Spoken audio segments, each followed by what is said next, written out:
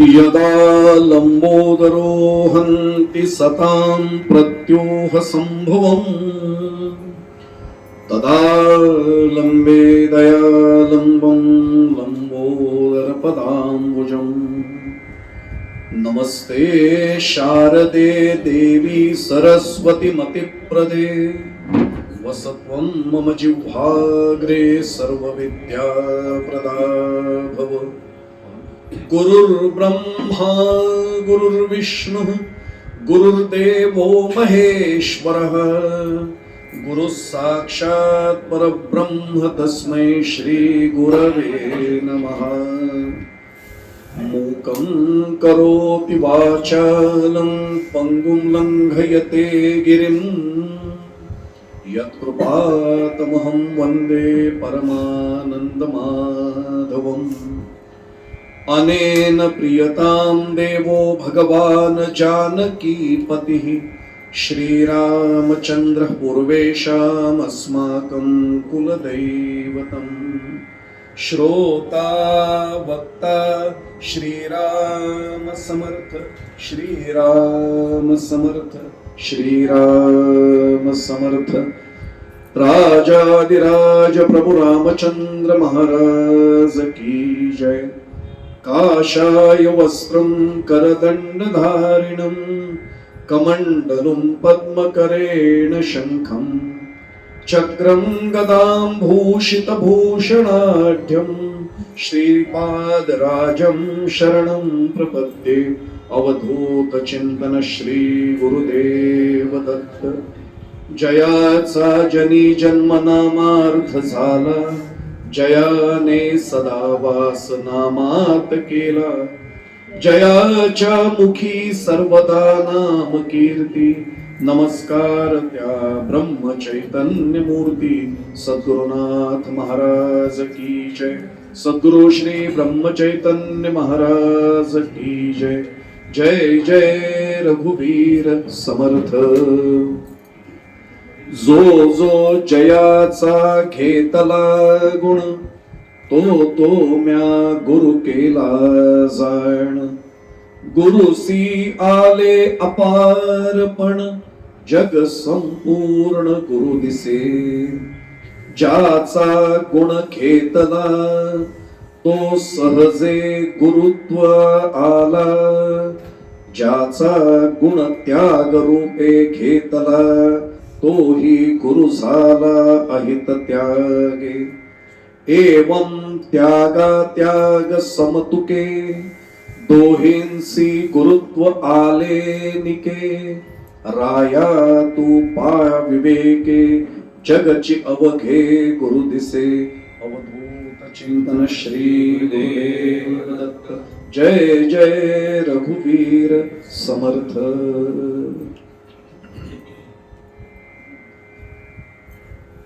गोरेगाव मध्ये माझे सख्खे मावस भाऊ असलेले ज्यांचं नावच प्रत्यक्ष श्रीपाद आहे अशा श्रीपाद पळसुले देसाईंनी आयोजित केलेला हा दत्तयागाचा एक पर्वणीचा सोहळा आणि या सोहळ्यानिमित्त आज आयोजनात आलेली ही सायंकाळची प्रवचन सेवा। या सेवेला उपस्थित असणारे आपल्यासारख्या समस्त देवतुल्य मायबाप श्रोत्यांचा प्रथम चरण स्पर्श करतो। कृतीने शक्य नसलं तरी आपल्या सर्वांच्या चरणी मनापासून भावनेने साष्टांग प्रणिपात करतो। प्रत्यक्ष दत्तगुरूंना आणि माझ्या सद्गुरूंना प्रार्थना करतो की आजची सेवा त्यांनी त्यांच्या चरणी रुजू करून घ्यावी। श्री दत्तगुरूंचे 24 गुरु असा आजचा प्रवचन सेवेचा विषय आहे आणि म्हणून जाणीवपूर्वक प्रत्यक्ष आता योगायोगाने समोर आलेले अवधूत आणि यदू यांचा एकनाथी भागवतामध्ये आलेला जो संवाद आहे या संवादामध्ये आधारित असलेला नाथ महाराजांचा श्लोक हा समोर चिंतनासाठी ठेवलाय। आता पहिला श्लोक तर सर्वांच्या पाठातला आहे। जो विषय आपण आज प्रतिपाद्य विषय म्हणून ठेवलाय त्याच्याशी अत्यंत सुसंगत अशा प्रकारचा हा श्लोक। हा पहिला श्लोक समजायला खूप सोपा आहे। जो जो जयाचा घेतला गुण तो तो म्या गुरु केला जाण। गुरुसी आले अपारपण जग संपूर्ण गुरु दिसे. आपण भावार्थ हळूहळू उलगडत जाणार आहोत, काही दृष्टांतही पाहणार आहोत. पण पहिला श्लोक समजायला सोपा आहे. अवधूत असं सांगतात यदूंना की मी ज्याच्याकडनं जो जो गुण घेतला तो माझा गुरु झाला, आणि त्यामुळे जगातल्या प्रत्येकाकडनं मी काही ना काही गुण घेतलेला असल्यामुळे जग संपूर्ण गुरु दिसे इथपर्यंत कळलं. पण 24 गुरूंची मालिका बघताना आपल्याला काही गुरु असे आढळतात की अनेकांना आश्चर्याचा धक्का बसतो की दत्तगुरूंनी यांना गुरु कसं केलं. म्हणून दुसरा श्लोक जो पुढचा आहे तो महत्वाचा आहे. ज्याचा गुण घेतला तो सहज गुरुत्व आला. इथपर्यंत समजायला सोपं आहे. मी ज्याचा गुण घेतलाय तो सहजपणे माझ्या गुरुत्व पदाला आला, तो माझा गुरु झाला. ज्याचा गुण त्याग रूपे घेतला तोही गुरु झाला अहित त्यागे. आपल्याला काही उदाहरणं पाहणार आहोत आपण दत्तगुरूंच्या 24 गुरूंच्या यादीमधली, की अशा काही घटकांकडनं त्यांनी काय त्यागायचं त्याचंही प्रशिक्षण घेतलं आणि मग अहित त्याग केला की त्याचा लाभच होणार आहे. त्यामुळे ज्यांच्या बाबतीत अहित त्याग घडला, ज्यांनी मला काय अहित हे शिकवलं तेही माझे गुरुच झाले, म्हणून त्यांनाही त्यांनी गुरुस्थानी मानलेलं आहे. आणि एवम त्यागा त्याग समतुके दोहींसी गुरुत्व आले निके. त्याग केलाय ज्यांचा, म्हणजे अगुण ज्याला आपण म्हणतो, अहितकारक जे गुण आहेत त्यांचा मी त्याग केला आणि तेही मला त्यामुळे गुरुत्व पदाला माझ्या पावले. राया तू पाहे पा विवेके जगची अवघे गुरु दिसे. त्यातल्या विवेक शब्दावर आज मी थांबणार नाहीये, कारण माझा तो प्रतिपाद्य विषय नाहीये. पण आपल्या लक्षात येईल की विवेक याचा अर्थच मुळात योग्य अयोग्य निवड करणं. जसं नित्यानित्य विवेक असं म्हटलं जातं. नित्य काय, अनित्य काय, इष्ट काय, अनिष्ट काय यांची निवड योग्य प्रकारे करणं हे विवेक बुद्धी झाली. आणि म्हणून या विवेकाच्या माध्यमातून दत्तगुरूंनी आपले 24 गुरु निवडलेत. आपण यथावकाश त्यांचा सगळ्यांचा आढावा घेणार आहोत. मला एका बाबतीत मुद्दामून प्रारंभीच परिहार देतोय, प्रास्ताविक करतोय म्हणून मुद्दामून सांगायचंय. एकमेव दैवत हे असं आहे की त्यांना म्हणताना आपण श्री गुरुदेव दत्त असं म्हणतो आणि एकीकडे आपण त्यांना श्री दत्त गुरु असंही म्हणतो. मला एकही दैवत दुसरं असं दाखवा की ज्याच्या दैवतातच गुरु शब्द आलाय. मला पुढे जाण्यापूर्वी जगद्गुरु विश्ववंत संत श्री तुकाराम महाराज यांचं प्रमाण आठवतं. माझ्या विठोबाचा कैसा प्रेम भाव देवची, म्हणजे आपणची होय देवगुरु. माझ्यासाठी ते म्हणतात की विठ्ठला देव आहे खरं तर, पण मला शिकवण्यासाठी तो माझ्या गुरुपदाला आलाय. ते माझे गुरु म्हणून माझ्या जीवनात आले. दत्तगुरूंच्या बाबतीत नेमकं हेच घडलंय. खरं म्हणजे ते आपल्याला कालच दत्त जयंती झाली. दत्त जन्माची कथा सर्वांना माहिती आहे, लहानपणापासून आपण ऐकत आलेलो. आणि मग त्या पद्धतीने ते देव पदाला असून सुद्धा आम्हाला काही ज्ञान देत आहेत, आम्हाला मार्गदर्शन करतायत, म्हणून आमच्या जीवनात ते गुरुपदालाही आलेले आहेत. म्हणून ते दत्त गुरु आणि गुरुदेव दत्त अशा दोन्ही पद्धतीने त्यांचा उल्लेख आपण करत असतो. मला आज तो विषय नाही, पण मी जाता जाता मुद्दामून सांगतो. दत्तगुरूंच्या ज्या अनेक खूण आहेत त्याच्यामध्ये काखेला बगलेल्या झोळी आहे त्यांच्या. ही झोळी सुद्धा आम्हाला शिकवते की ती मधुमक्षिका जी आहे, आपण पुढे थोडासा त्याचा उल्लेख येणारच आहे 24 गुरूंमध्ये. जे जे चांगलं आहे ना ते घेत जाणं हा त्यातला एक फार महत्वाचा भाग आहे. आणि आपल्याला पुढे जाण्यापूर्वी सांगतो, हा गुण केवळ दत्तगुरूंसाठी नाहीये, तो आपल्या प्रत्येकासाठी आहे. मी समजा उद्या आमच्या किरणजींकडे तळेगावला गेलो आणि एखादी गोष्ट चांगली त्यांनी पूजा करताना काही मला दिसली आणि माझ्या लक्षात आलं, अरे ही नाही मी करत आहे, की मी माझ्या झोळीमध्ये ती चांगली गोष्ट ठेवली पाहिजे, अरे ही उपयोगी आहे. मी काय म्हटलं आपल्या लक्षात आलं असेल, ज्याला मधुकरी मागणं, सगळे माधुकरीच म्हणतो आपण, पण मूळ शब्द खरं म्हणजे ज्यांनी दत्त संप्रदायातला ऐकलंय त्यांना लक्षात येईल ते मधुकरी मागणं असा तो शब्द आहे. मधुकरी, मधुमक्षिकेसारखं ते गोळा करत जायचंय. आणि या मधुकरी शब्दाचा अर्थही पुढे जाण्यापूर्वी मुद्दामून सांगतो. भिक्षा कोणी घ्यावी? ज्याला दीक्षा देण्याचा अधिकार आहे त्यांनी फक्त भिक्षा प्राप्त करावी. दीक्षा देण्याचा अधिकार हा निवडक लोकांनी, त्यांना फक्त भिक्षा मागण्याचा अधिकार आहे. आणि 5 घरातून ती भिक्षा जी गोळा करायची, ती 5 घरं भिक्षा मिळेपर्यंतची 5 घरं नव्हे, 5 घरी जायचं. मिळाली भिक्षा त्या दिवशी तर ठीक, नाही मिळाली तर तेही सोडून द्यायचं. इतक्या वेगळ्या पद्धतीने जेव्हा आपण ती मागतो तेव्हा त्याला मधुकरी असं म्हणतात. आळंदीला जर आपण गेलात तर आता ती पद्धत खूप बदलत चालली, पण आजही आळंदीच्या वारकरी शिक्षण संस्थेत जोग महाराजांनी जी संस्था स्थापन केली, मामासाहेब दांडेकरांचं मार्गदर्शन होतं, आणि या ठिकाणी राहणारे लोक एक नया पैसा त्यांना शुल्क आकारलं जात नाही, पण त्यांची मदुकरी त्यांनी मागून आणायची, जे मिळेल ते या पद्धतीने घेत जाणं हे दत्तगुरूंनी आम्हाला शिकवलं. याही बाबतीत आम्हाला कळलं पाहिजे की दत्तगुरूंच्या बगलेची जोडी ही केवळ अध्यात्मातील त्यांच्यापुरती नाहीये. मी जिथे जिथे जाईन, जे जे मला चांगलं दिसेल ते मी घेत जाणं, हा सुद्धा दत्तगुरूंचा गुण आज मला कळला. तर दत्त जयंतीला, कारण मुळात दा यच्छती म्हणजे देणे, असा संस्कृत धातू आहे. दत्त हा देणार आहे, त्यामुळे जे ते देत आहेत ते आपण भरभरून घेणं. अनंत हस्ते कमलावराने देता किती घेशील दो कराने, अशी आपली खरी अवस्था आहे. आपण थेट या विषयालाच आता सुरुवात करूया. मुळामध्ये जेव्हा दत्तगुरूंच्या गुरूंबद्दल आपण म्हणत असतो त्यावेळी मी थेट, कारण मला वेळेची मर्यादा आहे, वेळेची मर्यादा थोडीशी वाढवून देतील मला श्रीपादजी, मला खात्री आहे. फक्त मी नेहमी सांगत असतो सज्जनो, 2 प्रकारच्या मर्यादा असतात वक्त्याला. एक वेळेची मर्यादा असते, ती आपण दयावर्तवाला थोडी वाढवून द्याल. बुद्धीच्या मर्यादेचं काय करायचं किरणजी, ती सद्गुरूंनी या जन्मात जेवढी दिली तेवढीच राहणार आहे, ती कशी वाढेल. त्यामुळे या दोन्ही मर्यादा लक्षात घेऊन जेवढा विषयाचा उलगडा करता येईल तेवढा आपण निश्चित करूया. पहिलाच जो दत्तगुरूंचा गुरु आहे तो आहे पृथ्वी. त्याच्यात 2 उपगुरु पण आहेत, मी तेही मांडणार आहे. पृथ्वीकडनं अवधूतांना सहिष्णुता आणि सहनशीलता हे गुण प्राप्त करता आले, म्हणून जो जो जयाचा घेतला गुण, कुठला गुण घेतला पृथ्वीकडनं? सहिष्णुता आणि सहनशीलता. हे प्रामाणिकपणे सांगतो, माझ्या सकट, मी आपल्याला म्हणत नाही, मी माझ्या सकट अनेक माझ्यासारखे जडजीव आहेत, याच पृथ्वीवर मी राहतोय, पण या पृथ्वीला किती मी त्रास देतोय. सकाळी उठल्यापासून पहिला माझा पदस्पर्शच करतोय. म्हणून तर समुद्र वसने देवी पर्वतस्तन मंडले विष्णुपत्नी नमस्तुभ्यम पादस्पर्शम क्षमस्व मे, हे म्हटल्याशिवाय पाय ठेवू नये जमिनीवर, हे आमचं लहानपणापासून मिळालेला आपल्याला संस्कार. पण या पृथ्वीला आम्ही खणत असतो. पूर्वी तर थोडेसेच खणायचे लोक. आता आमच्या कर्जत तालुक्यात, इकडे माहित नाही, पण तिथे जेव्हा विंधन विहीर, ज्याला बोरवेल असं आपण म्हणतो, कोपनलिका, 800, 900, 1000 फूट सुद्धा आता खणायची लोकांची तयारी झाली. मग या पृथ्वीला आम्ही छिद्र पाडतोय, या पृथ्वीवर आम्ही खणतोय, शेतीसाठी नांगर चालवतोय, तरी सुद्धा ती इतकी सहिष्णू पृथ्वी आहे की आम्हाला त्यासाठी दंड नाही करत आहे, उलट आमचं उदरभरण करते. त्यामुळे अवधूत असं सांगतात यदूंना की मी पृथ्वीकडनं हा सहिष्णुतेचा गुण घेतलेला आहे. अर्थात पुढे जाण्यापूर्वी मला फार आवर्जून सांगावं असं वाटतं, कारण सावरकर हे माझे आराध्य दैवत आहेत.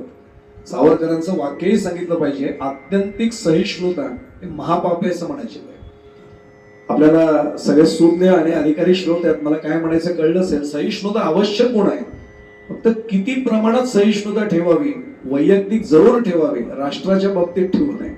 आज माझा तो विषय म्हणून मी शिरत नाहीये, पण राष्ट्राच्या बाबतीत आत्यंतिक सहिष्णुता आहे महापाप आहे, आणि ते भारताने, हिंदुस्थानने अनेक वर्ष अनुभवलेले. ती सहिष्णुता राष्ट्राला नको. तसं आपण नेहमी सांगतो की क्रोध, काम हे सगळे विकार, षडविकार सांगितलेले आहेत. यातला क्रोध हा व्यक्ती म्हणून वाईट आहे, पण राष्ट्र म्हणून मला क्रोध असलाच पाहिजे. परकीय राष्ट्राने माझ्या राष्ट्रावर जर आक्रमण केलं आणि जर माझ्या सैनिकांनी म्हटलं नाही मला राग नाहीये कारण मी क्रोधावर विजय मिळवलाय, तर देशाचं कल्याण होईल का अकल्याण होईल, एवढंच फक्त विचार आपण करून पाहिल्यावर लक्षात येईल. त्यामुळे व्यक्तिगत हे सगळे गुण आवश्यक आहेत. सहिष्णुता व्यक्तिगत आवश्यक आहे, सहनशीलता व्यक्तिगत आवश्यक आहे. किंवा मी मुद्दाम सांगतो आपल्याला, तो सिद्धांत दृष्टांत अनेकांच्या बाबतीत सांगितला जातो. कोणी स्वामी रामतीर्थांचा सांगतात, कोणी शांती ब्रह्म एकनाथ महाराजांचा सांगतात. तो कुणाच्याही नावाने सांगा, पण गुण आपल्याला माहिती आहे. गंगा स्नान करत होते आणि विंचू दिसला. आता विंचू हा काही जलचर नाहीये. लगेच लक्षात आलं की अरे हे योग्य नाहीये, तर बुडणार आहे आता तो. आणि बुडती हे जन न देखावे डोळा, येतो कळवळा म्हणून या, तुकोबांनी म्हटलेलंच आहे. म्हणून त्या बिचाऱ्या संतांनी, सत्पुरुषांनी तो विंचू उचलला आणि त्याला वाचवण्यासाठी काठावर सोडलं. आता विंचू खरा मरत होता, पण त्याचा गुण नाही त्यांनी सोडला, त्याचा धर्म नाही त्यांनी सोडला. नांगी उचलली आणि दंश केला, हाताला झटका बसला आणि किनाऱ्यावर तो असा पडला खाली. हे पुन्हा स्नान करायला लागले. काही काळात लक्षात आलं पुन्हा आलाय. 3 वेळा घडलं. एका शिष्याने विचारलं, गुरुजी विचार काय? आमचे हरिभक्तीपरायण आनंदबुवा जोशींचं वाक्य सांगू, काय गुरुजी विचार काय, आज काय गंगा समाधीचा काही विचार दिसतोय का? ते एवढंच म्हणले, त्याचा जीव वाचवणं आपला धर्म आहे. त्यांनी विचारलं, अरे पण तो गुरुजी तुम्हाला एवढा दंश करतोय आणि तुम्ही तरी त्याला वाचवताय पुन्हा पुन्हा, त्याचा गुण तुमच्या कळत नाही का, तुमच्या लक्षात येत नाही का? तरी सांगितलं, तुमच्या लक्षात येत नाहीये का त्याचा जीव चाललाय तरी सुद्धा तो आपला धर्म सोडत नाहीये, मग त्याला वाचवण्याचा मी धर्म माझा कसा सोडू? दया धर्म का मूल है, पाप मूल अभिमान, तुलसी दया न छांडी है, जब तक घट में प्राण, सियावर रामचंद्र की जय. आता लक्षात येईल, आम्हाला आमचा सहिष्णुतेचा गुण जो घ्यायचा आहे तो पृथ्वीकडनं अवधूतांनी घेतलाय, तो आम्हाला त्याच्याकडनं मिळतोय. एवढं सगळं आम्ही आघात त्या पृथ्वीवर करतोय, पण पृथ्वी मात्र आम्हाला त्रास नाही देते, उलट पृथ्वीच आम्हाला सांभाळते. म्हणून तिला धरा असं म्हणतात बघा. धारण, ध्रुव धार येते म्हणजे धारण करणे, ती आम्हाला धारण करते. आणि म्हणून अवधूतांनी सांगितलं की माझा सर्वात पहिला जर कोणी गुरु असेल तो पृथ्वी आहे, कारण ही पृथ्वीकडनं मी हा गुण घेतला. मला व्यक्तिगत जीवनात कोणी माझ्याशी वाईट वागलं तरी चालेल, मी नाही त्याच्याशी वाईट वागणार. हा गुण मला पृथ्वीकडनं मिळाला आहे, ते आवर्जून सांगतात. मला पुढे जाण्यापूर्वी मुद्दामून सांगायचंय, आणि हा मी माझ्या उपदेशाचा भाग कृपा करून मानू नका, मी एका सत्पुरुषांकडनं उपदेश ऐकलाय म्हणून सांगतो, नाव घेऊन सांगतो. नाशिकला होते विद्यावाचस्पती विष्णूजी क्षीरसागर. त्यांनी आवर्जून सांगितले की काहीही झालं तरी मानवानं जर थुंकण्याची वेळ आली तर योग्य ठिकाणीच ते थुंकावं, जमिनीवर वाटेल तिथे इतरत्र थुंकू नये. आपण त्याला आरोग्याचं हे कारण सांगतो, ते वस्तुस्थिती ते विज्ञानाला धरू नये, पण त्यांनी आध्यात्मिक कारण सांगितलं. धरती ही आपली सांभाळणारी आई आहे.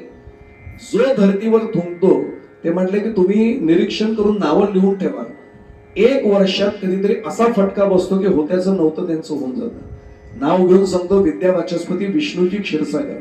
माझ्या आई बाजूला बसले, आई साक्षीला आमच्याकडे ते राहिले होते. बारीक बारीक गोष्टी किरणजी आम्हाला ते शिकवून गेले की हे करा आणि हे करू नका. हल्लीच्या परिभाषेत सांगू, डूज अँड डोंट्स, त्यातला हा डोंट मधला एक भाग आहे की पृथ्वीवर या जमिनीवर आयुष्यात कधी थुंकू नये. जर थुंकायची वेळ असेल तर मग आपल्याला माहिती आहे, मोरी, वॉश बेसिन, बाथरूम अशी जी ठिकाण आहेत तिथेच फक्त थुंकलं पाहिजे, इतरत्र नाही थुंकता कामा. आम्हाला मात्र रेल्वेमध्ये ती उद्घोषणा अजूनही ऐकवावी लागते की कृपया इतरत्र थुंकू नका, त्याने रोगराई पसरेल. 21व्या शतकात सुद्धा आम्हाला सुशिक्षित माणसांना ही सूचना जर ऐकावी लागत असेल तर आता लक्षात येईल की अवधूतांकडचा पहिलाच गुण आम्हाला किती समजून घेण्याची गोष्ट आहे, हा त्यातला एक भाग लक्षात येईल. त्यांनी त्यातला पहिला उपगुरु पृथ्वीमधला वृक्ष ठेवलाय. आपल्याला वृक्षाकडनं खरं सांगायचं तर असंख्य गुण घेण्यासारखे. जो कुऱ्हाड चालवतो ना, तो अर्धी काम त्याचं झालं कुऱ्हाड चालवण्याचं की दमतो, दमल्यानंतर तो त्याच वृक्षाच्या छायेत बसतो, तिथेच आपली शिदोरी सोडतो, तिथेच भाकरी खातोय, तिथेच पाणी पितोय. तो वृक्ष त्याला असं नाही म्हणत का रे माझ्यावर कुऱ्हाडीचे आघात करत होतास, इथे नाही बसायचं. ज्या वृक्षाचे आंबे असतील, फणस असतील, अशी फळं मी मधुर चाकतोय, तो वृक्ष मला असं नाही विचारत का रे लावायला आला होतास का, फळं खायला का आलास. त्याही पलीकडे दोन सांगतो, दगड जरी मी उचलून मारला तरी खाली पडणारं फळ हे मधुरच असतं. हा वृक्षाचा गुण आहे. फक्त मी हात जोडून पुन्हा सांगतो, हा व्यक्तिगत जीवनासाठी आहे. पाकिस्तानने अतिरेकी पाठवल्यानंतर वृक्षाचा मी क्षमायचा गुण वापरेन, नाही चालणार. तिथे आपल्याला राष्ट्र म्हणूनच आपली भूमिका ठेवावी लागेल. हा त्यातला एक महत्वाचा भाग आहे. अभिमान आपल्या कर्माचा न बाळगता वृक्ष आपल्याला सर्वांना तो गुण शिकवतो. मी पुढे जाण्यापूर्वी सांगू, वृक्ष लवती फलभारे. आपल्या सर्वांना माहिती आहे, ज्या वृक्षाला जास्त फळ असतात तो नम्र असतो. आणि नम्र झाला भूतात त्रिणे कोंडिले अनंत, हा तुकोबांचा प्रमाण अभंग आपल्या सर्वांना माहिती आहे. ज्या वृक्षाला फळच लागत नाही तो आमच्यासारखा असा उगाच मान ताट ठेवून अभिमानाने राहतो. ओळखायचं ज्याची मान ताट आहे, एकही फळ लागलेलं नाही. सो विनम्रतेचा भाव ज्याच्या अंगी आहे, ओळखायचं याच्यात भरपूर फळं लागलेली आहे, आपोआप समजायला सोपं आहे. आणि जर ही नम्रता नसेल तर मोठी अडचण होते. तिळ मात्र जरी होय अभिमान, मेरू तो समान भारदेवा. इतका वेगळा तो भाग आहे. आणि आपल्याला सर्वांना कल्पना आहे, भगवंता समोर उभं राहिल्यानंतर सुद्धा तो अभिमान जर माझ्यात गुण राहिला, म्हणजे खरं तर दुर्गुणच, तर मला सगळे गुण व्यर्थ ठरतात. हा त्यातला महत्वाचा भाग आहे. मी वृक्षाकडनं अवधूत म्हणतात, अभिमान न बाळगता सदैव सेवेत रुजू होणं, हे वृक्षाचा जो गुण आहे. अवधूत म्हणतात यदूला की मी हा गुण घेतलाय. त्यातला दुसरा उपगुण पृथ्वीमधला तो पर्वत आहे. कारण पर्वत याच धर्तीवर उभा आहे. या पर्वताचं अनेक जी नावं आहेत, नग तसं अचल नाव आहे. कोणतीही परिस्थिती येऊ देत, अचल म्हणजे आहे तशा स्थितीमध्ये टिकून राहणं केवढा मोठा गुण आहे. मी प्रामाणिकपणे सांगतो श्रीपादजी, माझ्यासारख्याची गोष्ट मी आपली सांगतच नाही. सुखामध्ये मी खूप आनंद मानत असतो, जरा परिस्थिती बदलू देत. मी इतका बेचैन होतो, कालपर्यंत मी चांगला आहे पण आज जरा परिस्थिती बदलली, मी नाही अचल राहू शकत. अवधूत म्हणतात की मी त्या अचल अशा पर्वताकडे जेव्हा बघतो तेव्हा मला लक्षात येतं, कोणतीही परिस्थिती असू दे मी स्थिरता माझी तशीच कायम ठेवेल.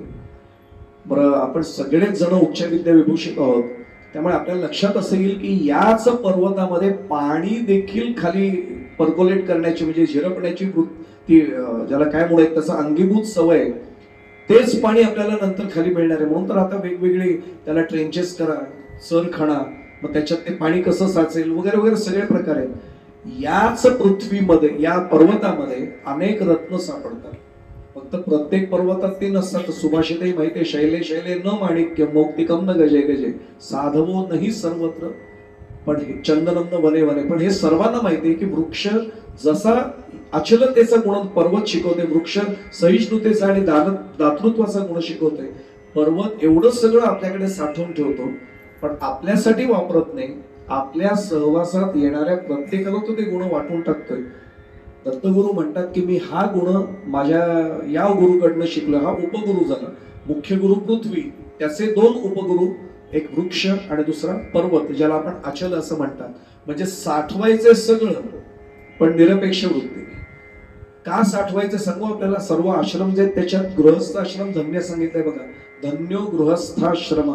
याचं कारण ब्रह्मचारी आला तरी त्याला गृहस्थाश्रमीच आश्रय देऊ शकतो, वानप्रस्थाश्रमी आला तरी त्याला आसरा गृहस्थाश्रमीच देऊ शकतो, आणि संन्यासी असेल तरी सुद्धा त्याची सेवा गृहस्थाश्रमी नक्की करू शकतो.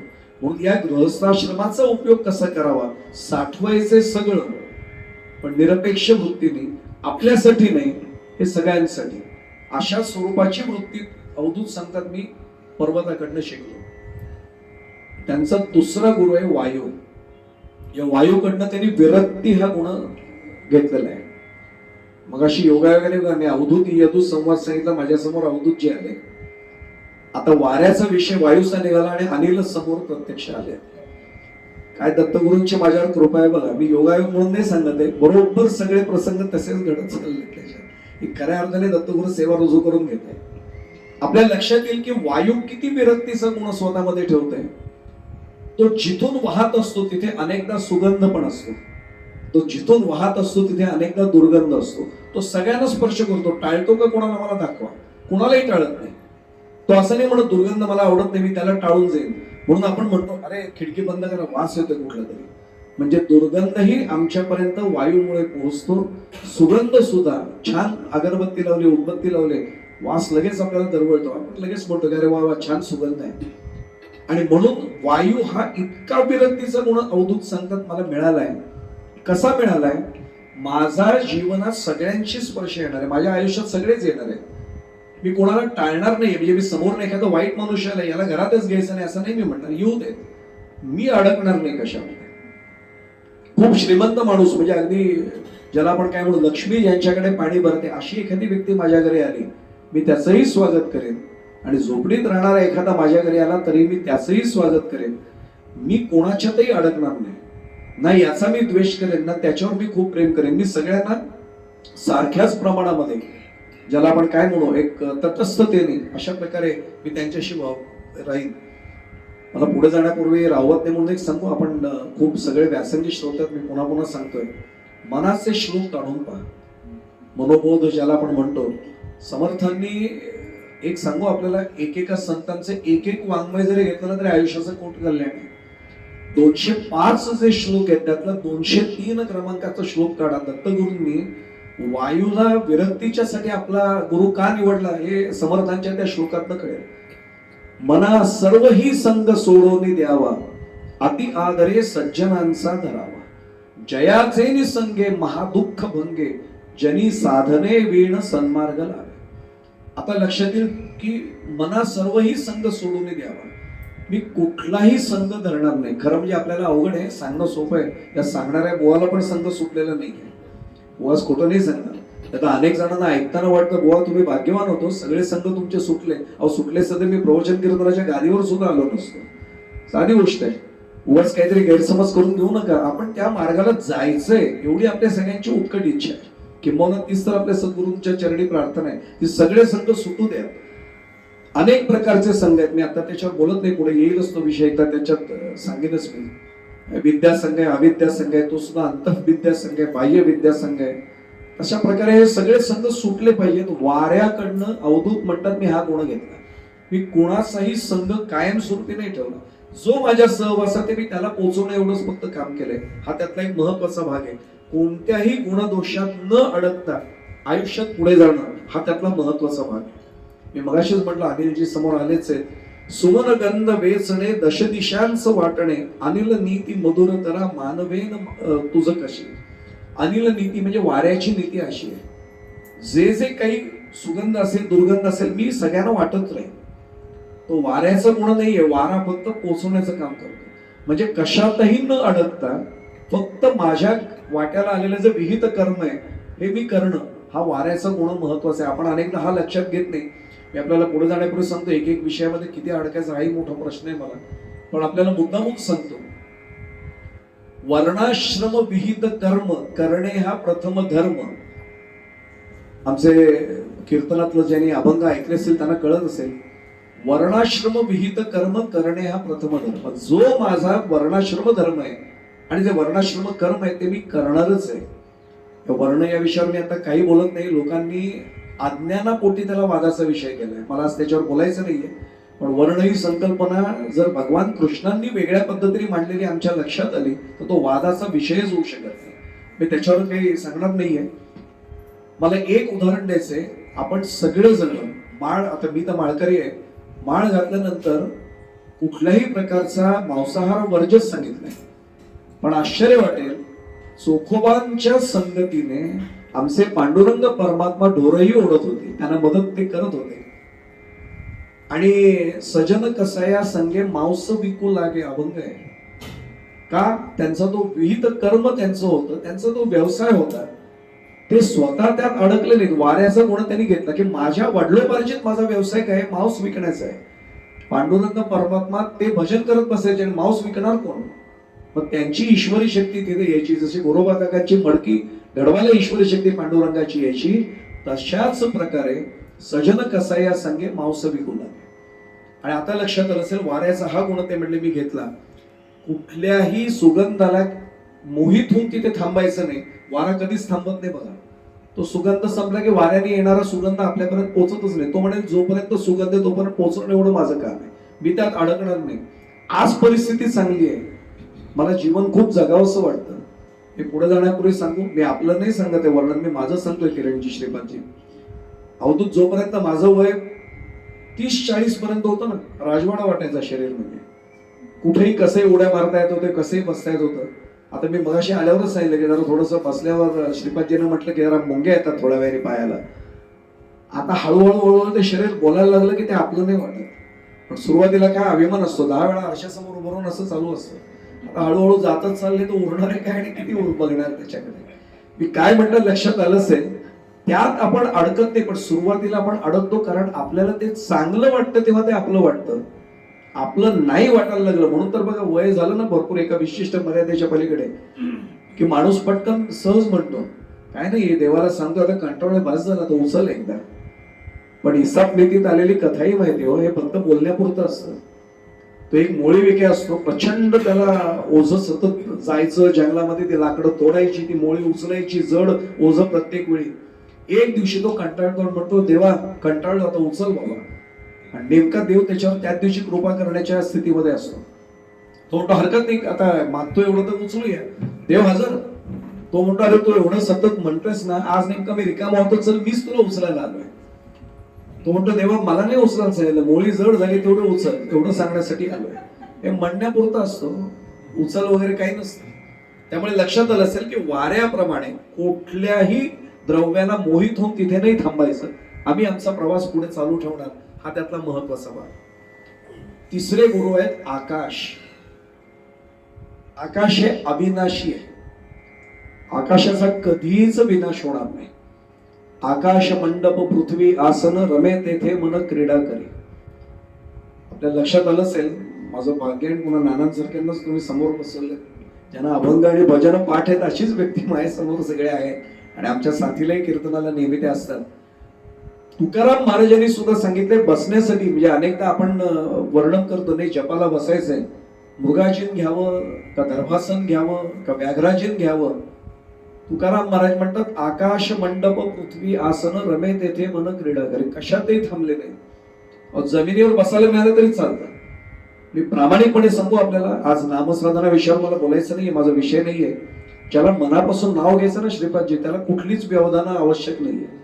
इथून नाव घेतलं ना, तुम्ही झोपलेल्या अवस्थेत नाम घेतलं तरी सुद्धा ते पोहोचतं. आकाश हे इतकं अविनाशी आणि आढळ स्वरूपाचं आहे आणि ते समतत्ववादी आहे. गरीबाला सुद्धा आकाश वर्ण मंडप देतं की नाही बघा. किंबहुना शांताबाई शेळकेंची जरी कविता ऐकली असेल, नको नको रे पावसा असा घालू रे धिंगाणा. का तर माझं घर कसे चंद्रमौळी आहे. अनेकांना चंद्रमौळी कळत नाही. चंद्रमौळी याचा अर्थ चंद्रमौळी झोपडी म्हणजे आडवा झाल्यानंतर वर्ण रात्री चंद्र दिसतोय खाली झोपलेल्या अवस्थेत. त्यामुळे नको पावसा असा धिंगाणा घालू. पण आता माझं म्हणणं आहे, त्या घराला कदाचित छप्पर नसेल, आकाश असतं की नाही. का आकाश म्हणतो अरे गरीब आहे, दरिद्री आहे, या दरिद्री माणसाला कशाला आपल्याला आकाश देण्याची गरज आहे. तो नाही भेदभाव करत. आकाश सर्वांना समत्वाने आपलं छप्पर, आपला भाग तो तसा देतो. असाच आपला आत्मा सुद्धा अविनाशी आहे. त्याच्यावरही थोडस पुढे येणार आहे म्हणून मी आता बोलत नाही. मुद्दामून सांगतो की आत्मा हा कधीच संपणार नाही. आपल्याला सर्वांना माहिती आहे, नैनम छिंदंती शस्त्राणी नैनम दहती पावक, काहीच होत नाही. आणि गजानन विजय ग्रंथाचं आपण पारायण करणाऱ्या घरातले आहोत. त्या ब्रह्मगिरी गोसाव्याला काय त्याची परीक्षा पाहिली महाराजांनी माहिती आहे का. याच्यावर निरूपण करताना मग आता काय घाबरत आहे, या ना जळक्या पलंगावर बसा ना. सांगणं सोपं आहे हो, त्या स्थितीला जाणं, ते अनुभवणं फार अवघड. आणि याला उपाय जड आहे का सोपा आहे असं आपण जर मला विचाराल, अत्यंत सोपा उपाय आहे. काय उपाय सोपा आहे? सद्गुरूंना शरण जा, बाकी काहीच नाही करावं लागत. मी पुढे जाण्यापूर्वी मुद्दामून सांगतो सद्गुरूंना शरण जा, एवढ्यासाठी सांगतोय. मी एक उदाहरण मुद्दामून सांगतोय. माझे तिन्ही मावसभाऊ कर्जतला लहानपणी आलेले, त्यांना कल्पना आहे कर्जतला काय होतं बघण्यासारखं. आमचे किशोरजी वैद्य पण इथे बसलेले आहेत. नाना कर्जत मध्ये बघायला बाकी काही नसायचं, पण मदारी यायचा तो खेळ दाखवायला. डम डम डम डम ते डमरू वाजायचं आणि माझे आजोबा मला खेळायला ते बघायला घेऊन जायचे. कशाचं बक्षीस होतं सांगू? अग्रलेख वाचून दाखवायचं. कारण आजोबांना अग्रलेख ते बारीक अक्षर वाचता यायचं नाही. वाचून दाखव मग तुला फिरायला घेऊन जाईल. आणि त्यांचे 2-3 तुम्हाला माहिती आहेत कर्जत मधले धामणकर वगैरे काही आजोबांचे मित्र होते. आजोबांबरोबर गेले की माझे लाड व्हायचे. ते ज्याला काय म्हणून सुकामेव्याचे काही पदार्थापासून आंब्यापर्यंत काय ना काय हातावर ठेवायचे आणि आजोबा फिरायला घेऊन जायचे. तर डमरू वाजलं, तो खेळ बघायला उत्सुक असायचो मी. दिसायचं काहीच नाही, कारण माणसं आधीच उभी राहिलेली मध्ये. मी आजोबांना म्हणायचं आजोबा दिसत नाही काय समोर. आजोबा म्हणायचे आम्ही सगळे बघतो तुला दिसत नाही. म्हटलं नाही दिसत आहे. अरे हा. मग आजोबा काय करायचे, उचलायचे आणि खांद्यावर बसवायचे. हा म्हटलं आजोबा आता दिसतंय. आता लक्षात आलं असेल, सद्गुरूंना शरण गेल्यावर मला न दिसणारं भगवत तत्व आपोआप दिसतं. म्हणून करायचं एकच, जसं मी आजोबांना सांगितलं आजोबा दिसत नाही मी तुम्हाला शरण आलोय, आजोबा उचलून घेतात. तसं सद्गुरूंना आपल्या शरण गेलं की सद्गुरू आपोआप त्यांच्या खांद्यावर बसून मला न दिसणारे ईश्वरी तत्व आपोआप दाखवतात, त्याची मला अनुभूती घडवून आणतात. आकाशाचा हा सर्वात महत्वाचा भाग आहे. आत्मा सर्वव्यापी आहे, आकाशही सर्वव्यापी आहे. अवधूत सांगतात यदूला की आकाशाचं हे सर्व व्यापित्व मी माझ्यासाठी गुण म्हणून घेतलं की कोणालाही सोडायचं नाहीये. या ब्रह्मांडात राहिलेला एक जण जागो, अगदी आर्टिक अंटार्क्टिक प्रदेशात जाऊ दे, पण मला आकाश दिसत नाही असं कोणी म्हणावं. उलट काही वेळा आकाश टेकलंय असं खोटच वाटतं, ज्याला आपण क्षितिज असं म्हणतो, हॉरायझन. त्यामुळे आकाश सगळीकडे आहे, ते सर्वव्यापी आहे. आत्मा सुद्धा सर्वव्यापी आहे असं या पद्धतीने आपल्याला अवधूत सांगतात. चौथं आहे पाणी. आता पाण्याच्या बाबतीत काय काय गुण सांगावेत हाच मोठा प्रश्न आहे. सर्वात महत्वाचा गुण मला कबीरांच्या शब्दात आवडतो, पाणी तेरा रंग कैसा जिसमे मिलावे वैसा. कसं पाण्यासारखं राहायला पाहिजे. अवधूत म्हणतात मी जिथे जातो तिथे मी त्याच तत्वाशी एकरूप होतो. आणि हा सगळ्यांमध्ये गुण नसतो बरं का. म्हणजे काही जणांना आपल्या वयाच्या माणसांची सहज मिसळता येतं, पण घरात जर लहान असेल कोणी त्याच्याशी कसं खेळावं हे कळत नाही. त्याच्या हातातलं खेळणंच काढून घेऊन म्हणतात माझं आहे माझं आहे, तो रडतो. हे मिसळणं नाही झालं, हे त्याला रडवणं झालं. मी काय म्हटलं लक्षात आलं असेल, त्या लहान मुलाला सुद्धा मी जर हसवू शकलो, त्याच्याशी गेलो मी त्याच्यासारखंच व्हायला पाहिजे. लहान मुलगा हातात आहे, आपण पटकन म्हणतो अल्ले कचे, आता आपण बोबडे आहोत का खरे? पण आपण बोबडे बोलतोय याचं कारण पाणी तेरा रंग कैसा जिसमे मिलावे वैसा. ही जर वयस्कर मंडळी समोर आली, आपण लगेच त्यांच्याशी खूप नसली पातळी तरी उगाच वर जायचा प्रयत्न करतो. कसे आहे आजोबा, व्यवस्थित, काय बाकी मग? माहिती नसलेल्या 4 गोष्टी सुद्धा माहिती तसं उगाच दाखवतो की नाही बघा. पण हे वागता आलं पाहिजे. पाण्यासारखं जिथे जाईन तिथे त्याच्याशी पाणी मिसळत राहत. पाण्याचा दुसरा महत्वाचा गुण कुठला? पाण्याला काय गुरु केले त्यांनी? अडून नाही राहत पाणी. पाण्याच्या मध्ये अडथळा आला ना तर पाणी त्याच्यातनं वाट शोधून जातं. नाही वाट शोधता आली, अडथळा थोडा उंच असेल, पाणी साठत राहील काही काळ. योग्य पातळी आली त्याला ओलांडून पाणी पुढे जाईल. अडथळा आला पाणी त्याला जुमानत नाही. माझ्या आयुष्यात अडथळे कमी येतील का? आपण जर प्रपंचामध्ये आहोत, अडथळे येणारच आहेत, 10 दुःख येणारच आहेत. मी थांबून राहायचं का? हा सर्वात महत्वाचा भाग. आणि अवधूत पुढे यदूंना जे सांगतात पाण्याबद्दल, साचलेल्या पाण्यामध्ये दुर्गंधी आहे, वाहणाऱ्या पाण्यामध्ये नाहीये. म्हणून निर्मल गंगा बघा वाहतच असते. असं वाहणारं मन माझं ठेवणं हे मी पाण्याकडनं गुण घेतला पाहिजे. माझं मन जर साठून राहिलं, म्हणून अनेक जण सांगतात अरे मनात काय ते बोल कोणाशी तरी. एक तरी व्यक्ती जगात अशी पाहिजे आपल्याला की आपलं मन कोणाशी तरी मोकळं करता आलं पाहिजे. कोणाशी तरी. मी तर नेहमी विद्यार्थ्यांना माझ्या सांगतो, नाही ना कोणाशी बोलता आला, आरशासमोर बरं स्वतःशी बोल. कारण आरशासमोर नसशील आणि नुसतंच बोलत लोक ऍडमिट करतील, हा एकटाच काय बोलतोय स्वतःशी म्हणून. निदान म्हणतील, मग सांगता येतं नाही आमचं नाटक आहे ना कॉलेजमध्ये किंवा त्यासाठी जरा प्रॅक्टिस चालली, जरा ऍक्टिंग कशी जमते, पण निदान हसणार तर नाहीत म्हटलं तुला. पण बोललं पाहिजे. कारण पाणी कधीच साचलं की त्याचा दुर्गंध हा गुण आलाच त्याला. आपलं मन सुद्धा सतत वाहतं पाहिजे. फक्त काही वेळा नको इतकं व्हायला तरी अडचण होते, मग तो पूर येतो. आपण सुज्ञात मी काय म्हटलं लक्षात आलं असेल, किती बोलावं कसं बोलावं. किंवा एक सांगू, माझ्याकडनं एक गुण नक्की घ्या. नको इतकं आम्ही बोलत असतो, प्रवचनकार कीर्तनकार, हा दुर्गुण आहे. हा सुद्धा सोडता आला तर जरूर सोडा. आम्ही फारच बोलत असतो, पण बोलणं हेच भांडवल आहे, त्याला दुसरं काय करणार आम्ही तरी त्याच्यात. पण पाण्याकडनं हा महत्वाचा भाग आहे. निर्मल राहतं पाणी. पाण्याचा आणखीन एक गुण मला मुद्दामून सांगायचा आहे. मलिनतम पाणी घ्या. मलिनतम म्हणजे सर्वात मळ ज्याच्यामध्ये भरपूर आहे असं पाणी घ्या आणि ते स्थिर राहू द्या. आपण विज्ञानात शिकतो, योजना बसलेलीच आहे, तिलाही माहिती आहे. त्या पाण्यामधली सगळी जी घाण आहे, तो सगळा मळ आहे, काही वेळ तसं स्थिर राहिलं मळ खाली बसतो की नाही बघा. म्हणून तर आपण नेहमी सांगतो, तळातला मळ खाली नाही न बसला की तळमळ सुरू राहते. आणि म्हणून सद्गुरूंना शरण गेलं की मळ आपोआप खाली बसणं. वरती काय राहतं? निर्मल जलच राहतं. आमच्या मनामध्ये मळ नाही असं आम्ही कसं म्हणू शकू? मी पुढे जाण्यापूर्वी सांगू, आपल्याला कदाचित हे वाक्य कदाचित खटकेल. असं कसं होईल? मळ कसं असेल? इथे बसलेल्यापैकी एकाने सुद्धा दत्तगुरूंची शपथ घेऊन सांगा, मला एकही शिवी माहित नाहीये. माहिती आहेच, पण ते आपण देणार नाही कारण आपल्यावर संस्कार आहे. ते आपण खाली दाबून टाकतो, वरती फक्त निर्मल जल ठेवतो. माहित नाही असं कसं होईल? सगळ्या माहिती आपल्याला, पण वाईट विचार माहिती जरी असला, पाणी त्याला खाली बसवतो, वरती फक्त निर्मल जीवन राहतं. आपल्या सगळ्यांचं अवधूत सांगतात, जीवन हे असं निर्मल राहिलं पाहिजे. मळ असला जरी तो तळाला राहू द्या आणि मग वरती निर्मल. पण तळाच्या मळाचं काय करायचं हेही जाताना सांगितलं पाहिजे. सद्गुरूंना शरण गेलं आणि सद्विचारांचं जर सतत खत पाणी देत राहिलं, तुरटी फिरवल्यावर जसं मळ खाली बसतो, नंतर गाळावं लागतं निवळल्यानंतर पाणी, तसं सद्गुरू आपलं मन मग गाळून घेतात. मळ नंतर तो टाकून द्यायचा. म्हणजे मग नंतर हा प्रश्न येत नाही. पण सुरुवातीच्या टप्प्यामध्ये मी पाण्याचा गुण घेतला पाहिजे. मळाला खाली बसू द्यायचं, वरती निर्मल जल. निर्मल नावावरूनच कळेल, मळ नसलेलं पाणी हे वरती राहू शकतं. हा त्यातला महत्वाचा भाग. पाण्यामध्ये अनेक जण काहीही टाकतात तरी पाणी त्यांना स्वच्छच, म्हणजे त्याला काय मधुरता पाण्याची म्हणतो तीच देतो. योगायोगाने आज मूळचे कोकणामध्ये असलेले माझ्यासकट अनेक जण इथे आहेत. कालही एका ठिकाणी आमचा विषय निघाला, जे मूळचे कोकणात ते त्यांच्या लक्षात येईल.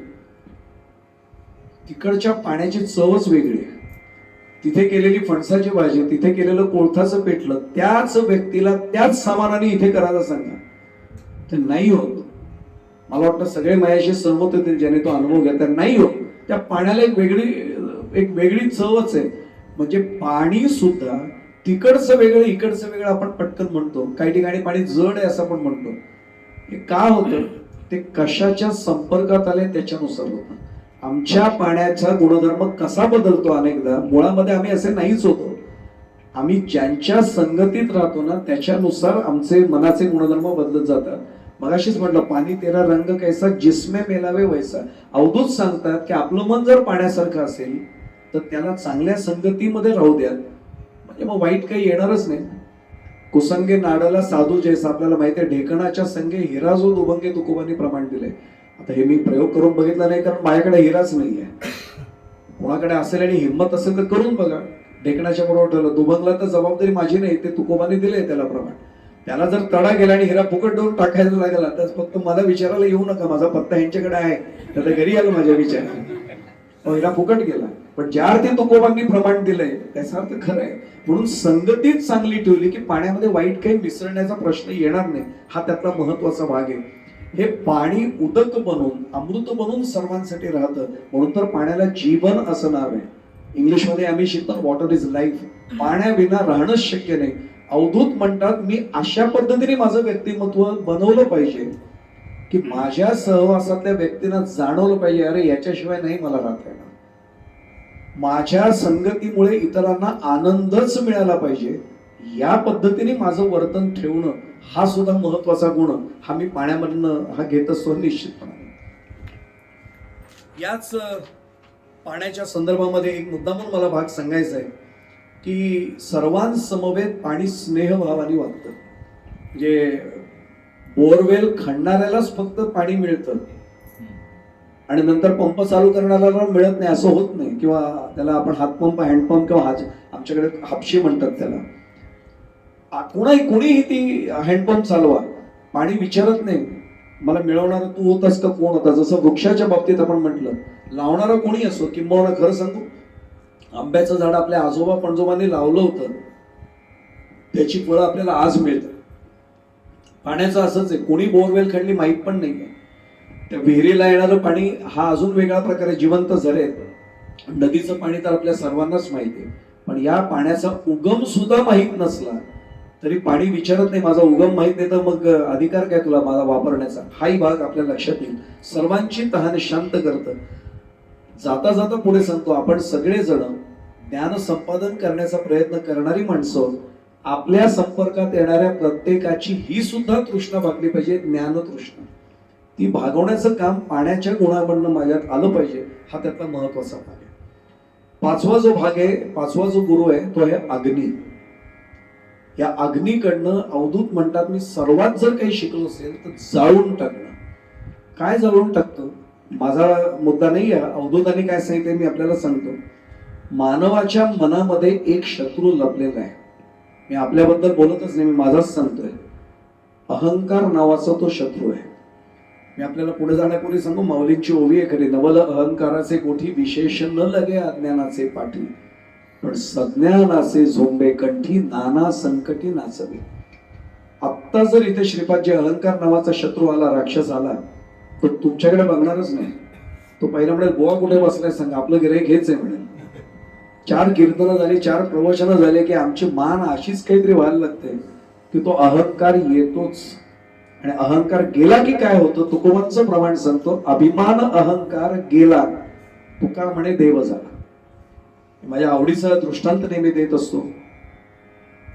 मंगळवेढे भूमी संतांची आपण नेहमीच सांगत असतो. प्रल्हाद शिंदेच्या आवाजातलं गाणं किती वर्ष आपण लहानपणापासून ऐकतोय. मंगळवेढे भूमी संतांची.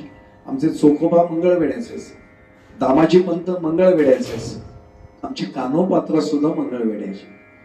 या कानोपात्रेला आत्यंतिक सौंदर्याचा लाभ होता, आत्यंतिक सौंदर्याचं वरदान होतं. जेमतेम 14-15 वय होतं त्यावेळी. आणि सद्गुरु कृपा झालेली नव्हती, ईश कृपा झालेली नव्हती. त्यामुळे थोडासा अभिमान येतोच, काही नाही म्हटलं तर. आणि कळत असतं, एक सांगू, लहान मुलांना तर एवढं नक्की कळतं की यांच्यापेक्षा मी जास्त चांगला, यांच्यापेक्षा मी चांगला. ते डोक्यात बसलं होतं, मी सुंदर आहे. 14 किंवा 15 वय. आता त्यावेळी श्यामा नायकिणीच्या पोटी जन्माला आलेली आमचे कानोपात्रा. त्यांना आम्ही नेहमी सांगतो की भांगेच्या रोपात सुद्धा तुळशीचं रोप उगवतच. आता मुळात श्यामाच स्वतः जरी त्या नायकिण जरी ती असली तरी सुद्धा फार पवित्र मनाची ती असते. सतत पांडुरंगाची भक्ती, सतत विठ्ठल भक्ती घरामध्ये श्यामाकडनं सुद्धा. घरात वातावरण होतं, तिने पाहिलेलं होतं. आणि पटकन कानोपात्र्याला विचारलं जातं की विवाहासाठी बोलणी करायची का. 14 किंवा 15 वय. आता त्यावेळी 600-700 वर्षांपूर्वीची कथा आहे. माझ्या आई बाजूला बसले, मावशी साक्षीला आहे. 16व्या वर्षी आईचं लग्न झालं होतं. त्यामुळे त्यावेळी ही पद्धत होती. तिने सांगितलं, आई मला कारण नाही माहिती, पण मला नाही आता बंधनात अडकायचंय. आई म्हटले हरकत नाही. आणि त्याच वेळी गावात एक दिंडी निघाली होती. त्या दिंडीच्या प्रमुखाने विचारलं, श्यामा आम्ही कानोपात्रेला घेऊन जाऊ का बरोबर. आनंद नाही म्हटले, मला काय विचारा कानोपात्रे येते का. कानोपात्रा म्हणाली, मी पांडुरंगाची भक्त आहे, नित्य उपासना पण करते, मला पांडुरंग आवडतात, पण मी दिंडीला नाही येणार. दिंडीच्या प्रमुखाने विचारलं, चालायला त्रास होतो म्हणून का तुझी व्यवस्था करतो आम्ही. का चालण्याचं काही नाही. आणि खरं सांगू, पूर्वीच्या लोकांना काहीच वाटायचं नाही. किरणजींपासून सगळ्यांना आठवत असेल, आमचे आईचे मामा म्हणजे आमचे आजोबा विष्णू मामा, आम्हाला त्यांनी वर्षानुवर्ष एवढं चालवलंय, पण इतक्या युक्तीने चालवलंय. होय तिथे आलं की ते, हे एवढं झाड दिसते बघ तिथे, इथे पुढे गेलं की आलं की. गेल्यावर लक्षात यायचं 1.5 तास चालत होतो. कुठेही अगदी पेंडखलेतनं कोतापूरला असो, तिथून आमच्या तळेराईत असो, चालत सगळीकडे. पण कधी सांगायचे नाही 1.5 तास चालायला लागेल, 1 तास लागेल, अर्धा तास. आई इथं चाले हाकेच्या अंतरावर आहे. आणि भरपूर आणि काय विष्णू मामांच्याकडे युक्ती होती माहिती असेल सर्वांना. पण पूर्वीच्या लोकांना चालण्याचं काहीच नव्हतं. कानोपात्रा म्हणली, चालण्याचं काही नाही मला, अडचण काही नाही. मग अडचण काय. ती म्हणली, मी अशी गोरीपान आहे, पांडुरंग काळा आहे म्हणली, त्याचा काळा रंग मला लागेल.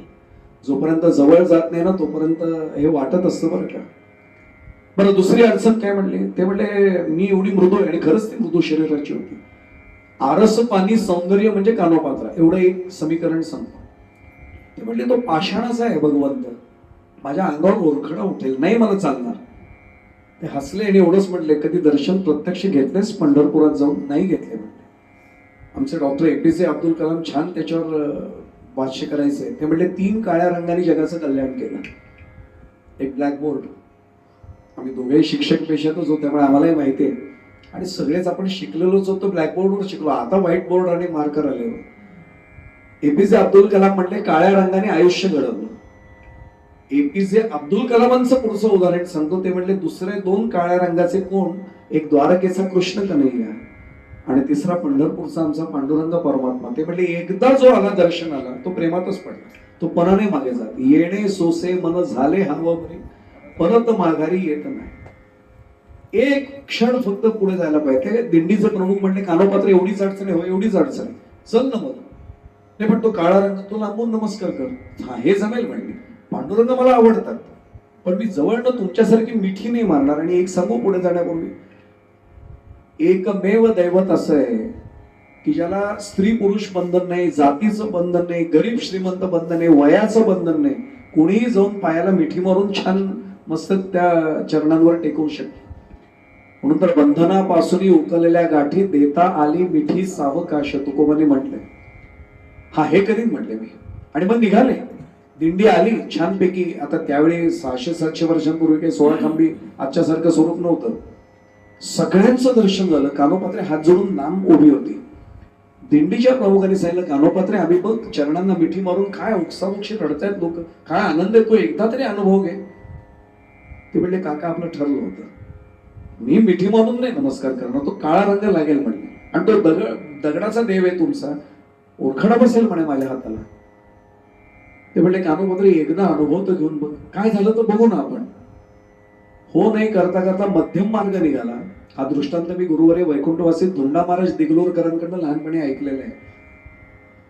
धुंडा महाराज म्हणले, कानोपात्रेची करंगळी बुवाच्या या म्हणजे माझ्या करंगळीच्या सुद्धा निम्मी होती, इतकी ती नाजूक शरीराची होती. ये म्हणे, तू संपूर्ण आमच्यासारखी मिठी नको मारूस, स्पर्श तर कर. ती म्हणली, काका करंगळी टेकवीने लगेच काढी. चालेल म्हणले. समोर आली कानोपात्रा आणि आता करंगळी अशी टेकवणार. आधी ती 2-3 वेळा उचलतच होती. आमची अध्यात्मातली काय वेगळी अवस्था आहे, संकल्प विकल्पाचं द्वंद्व सुरूच असतं ना. करू का नको करू, करू का नको करू. अहो पारायण करावं असं वाटतंय गजानन विजय ग्रंथाचं. यांना करताना पाहून, यांची मुखोद्योग पोथी पाहून तर मला इतकं वाटतं अरे रोजच करायला पाहिजे 21 अध्याय. आमच्या मावशीकडे बघा, कुठल्याही शारीरिक बंधनात न अडकता एवढे त्रास होऊन सुद्धा, मी अभिमानाने सांगतो माझी मावशी म्हणून नाही, मला खरं तर भरून येईल नाही, मी पारायणाचा आदर्श पाहायचा असेल तर माझी मावशी आहे. सगळ्या व्याधींवर काही असू देत अडथळे, त्याच्यावर मात करून, आणि म्हणून गजानन महाराज तिच्या मागे ठाम उभे. पण ते मला जेव्हा नव्याने करायचं असतं ना, मी 10 वेळा विचार करतो बसवेल की नाही, मांडी दुखली तर, वाजता वाजता तहानच लागली तर, पटकन काहीतरी एकदम झोपच आली तर, 10 वेळा संकल्प विकल्प येतात. एकदा झालं ना पारायण, मग माणूस प्रेमात पडतो. अरे पुन्हा कधी आता करूया, बलिदान मसाला दशमी एकादशी द्वादशी 3 दिवस तरी करता येते का बघूया. आपोआप माणूस त्यात लागतो. कानोपात्रा आली, ते म्हणले काका मी टेकवीन आणि लगेच काढेन. चालेल म्हणले, आणि कान्होपात्रेने आपली करंगळी नेली आणि दोंडा महाराज म्हणतात अंगठ्याला स्पर्श झाला आणि करंगळी भस्कनात शिरली. याचं प्रमाण सांगू आपल्याला, माझं प्रमाण ऐकूच नका.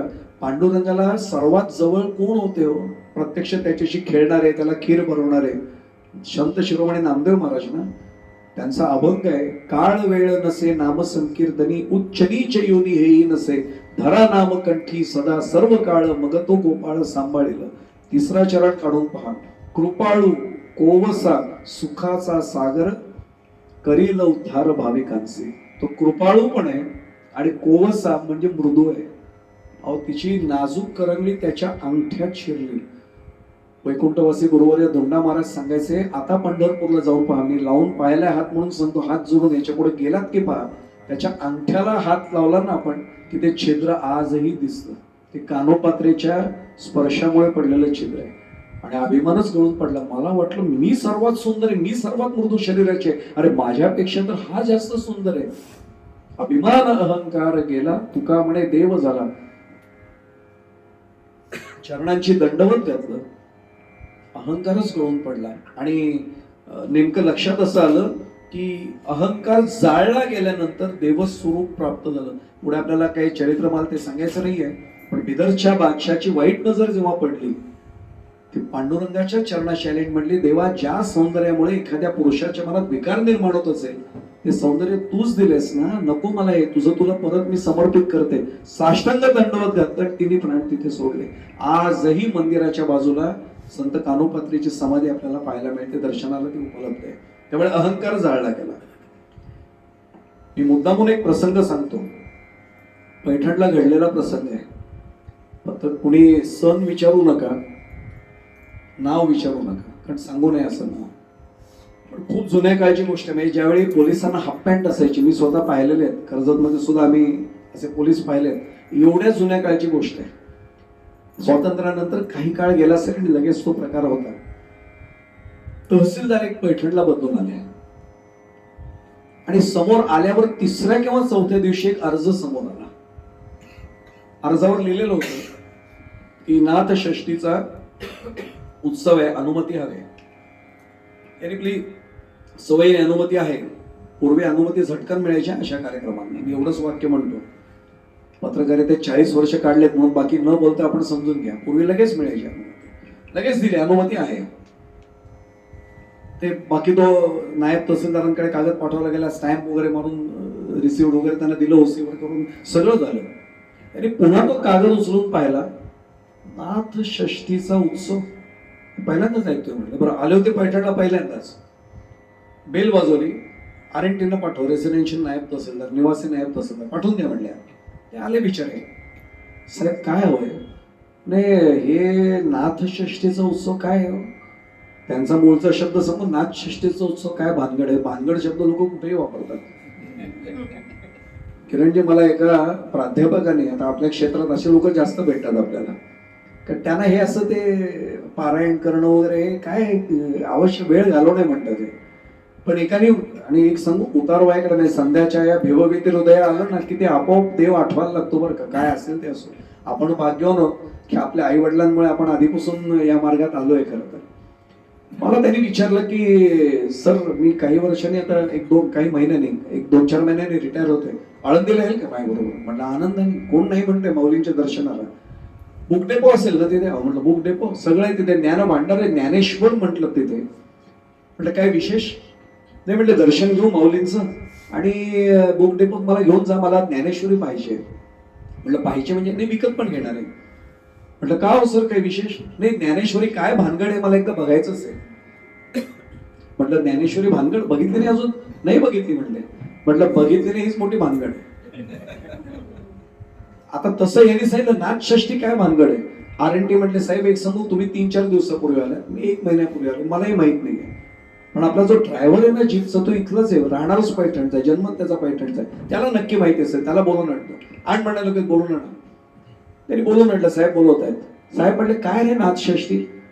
त्यांनी साहेबांकडे अशा चेहऱ्याने बघितलं, तहसीलदार असून तुम्हाला माहित नाही? साहेब तुम्हाला नाथषष्ठी माहित नाही?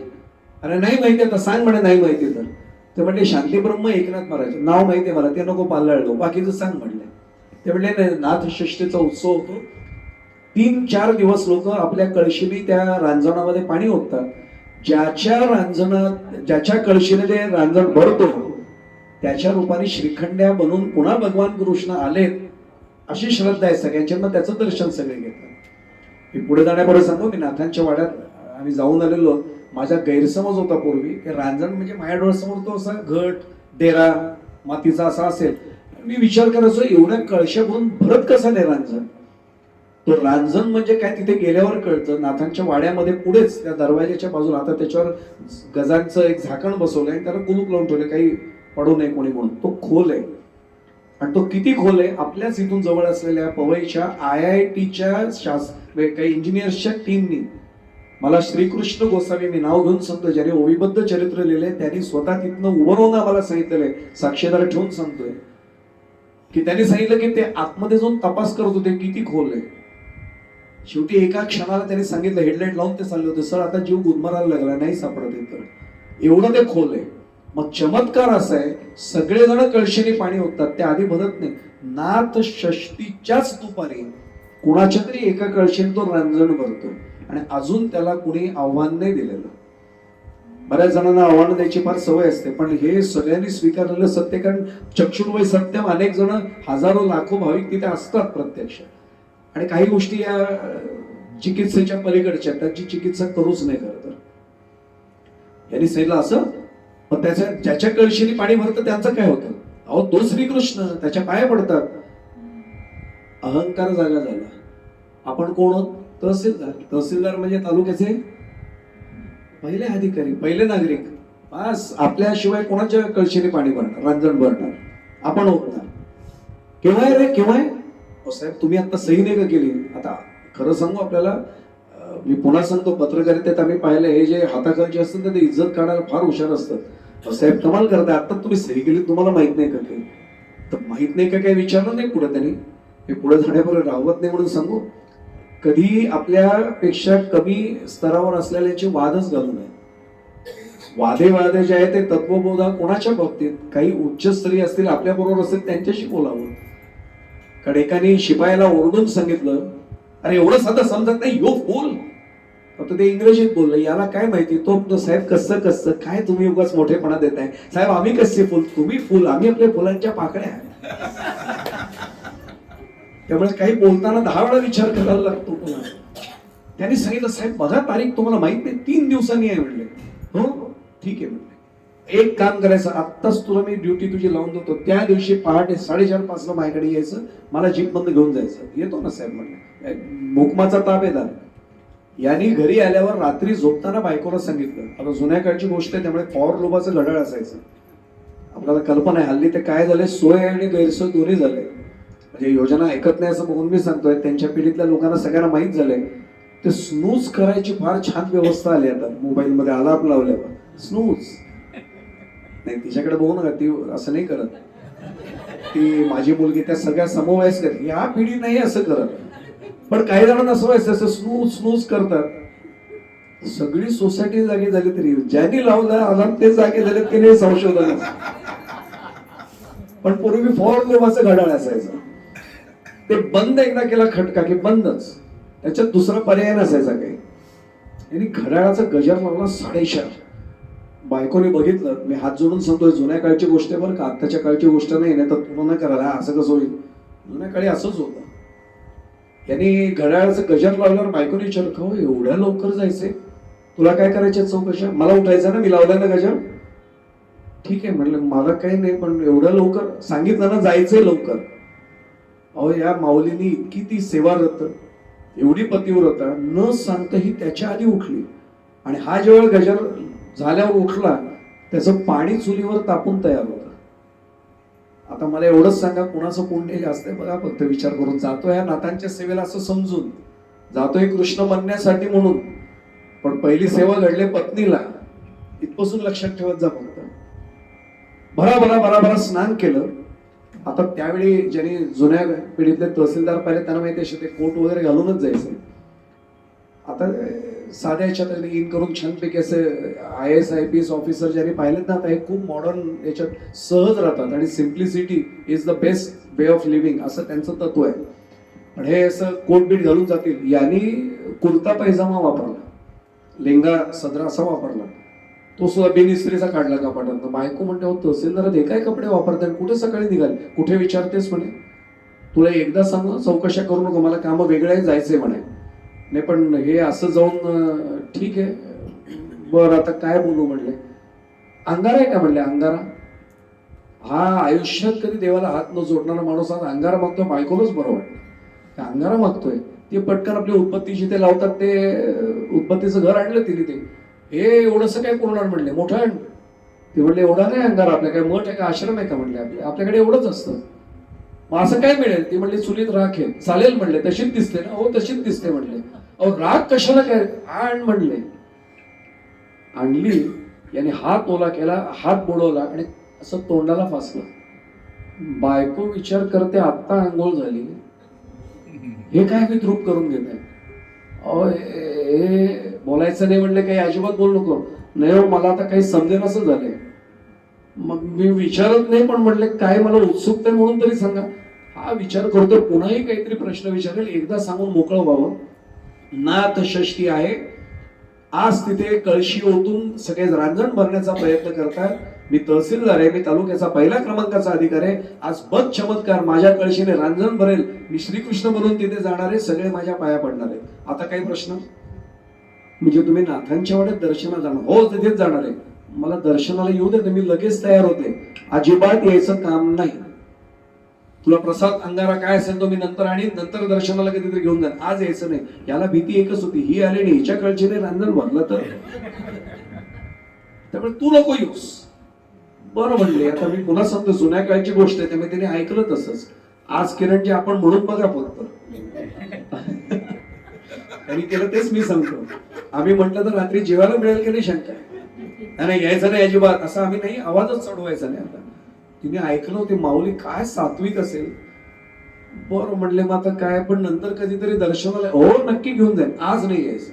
हा बसला गाडी, ड्रायव्हर तयारच होता, कळशी घेतली, ड्रायव्हर असेल तर कळशी ठेव मागच्या सीटवर. आता त्या ज्यांनी जुन्या त्या महिंद्राच्या, ज्यांनी त्या इंटरनॅशनल जीप पाहिल्या त्यांना माहिती असेल, ते तहसीलदारांची पोलिसांची जीप तशी असायची. कळशी ठेवली मागे, हा गेला.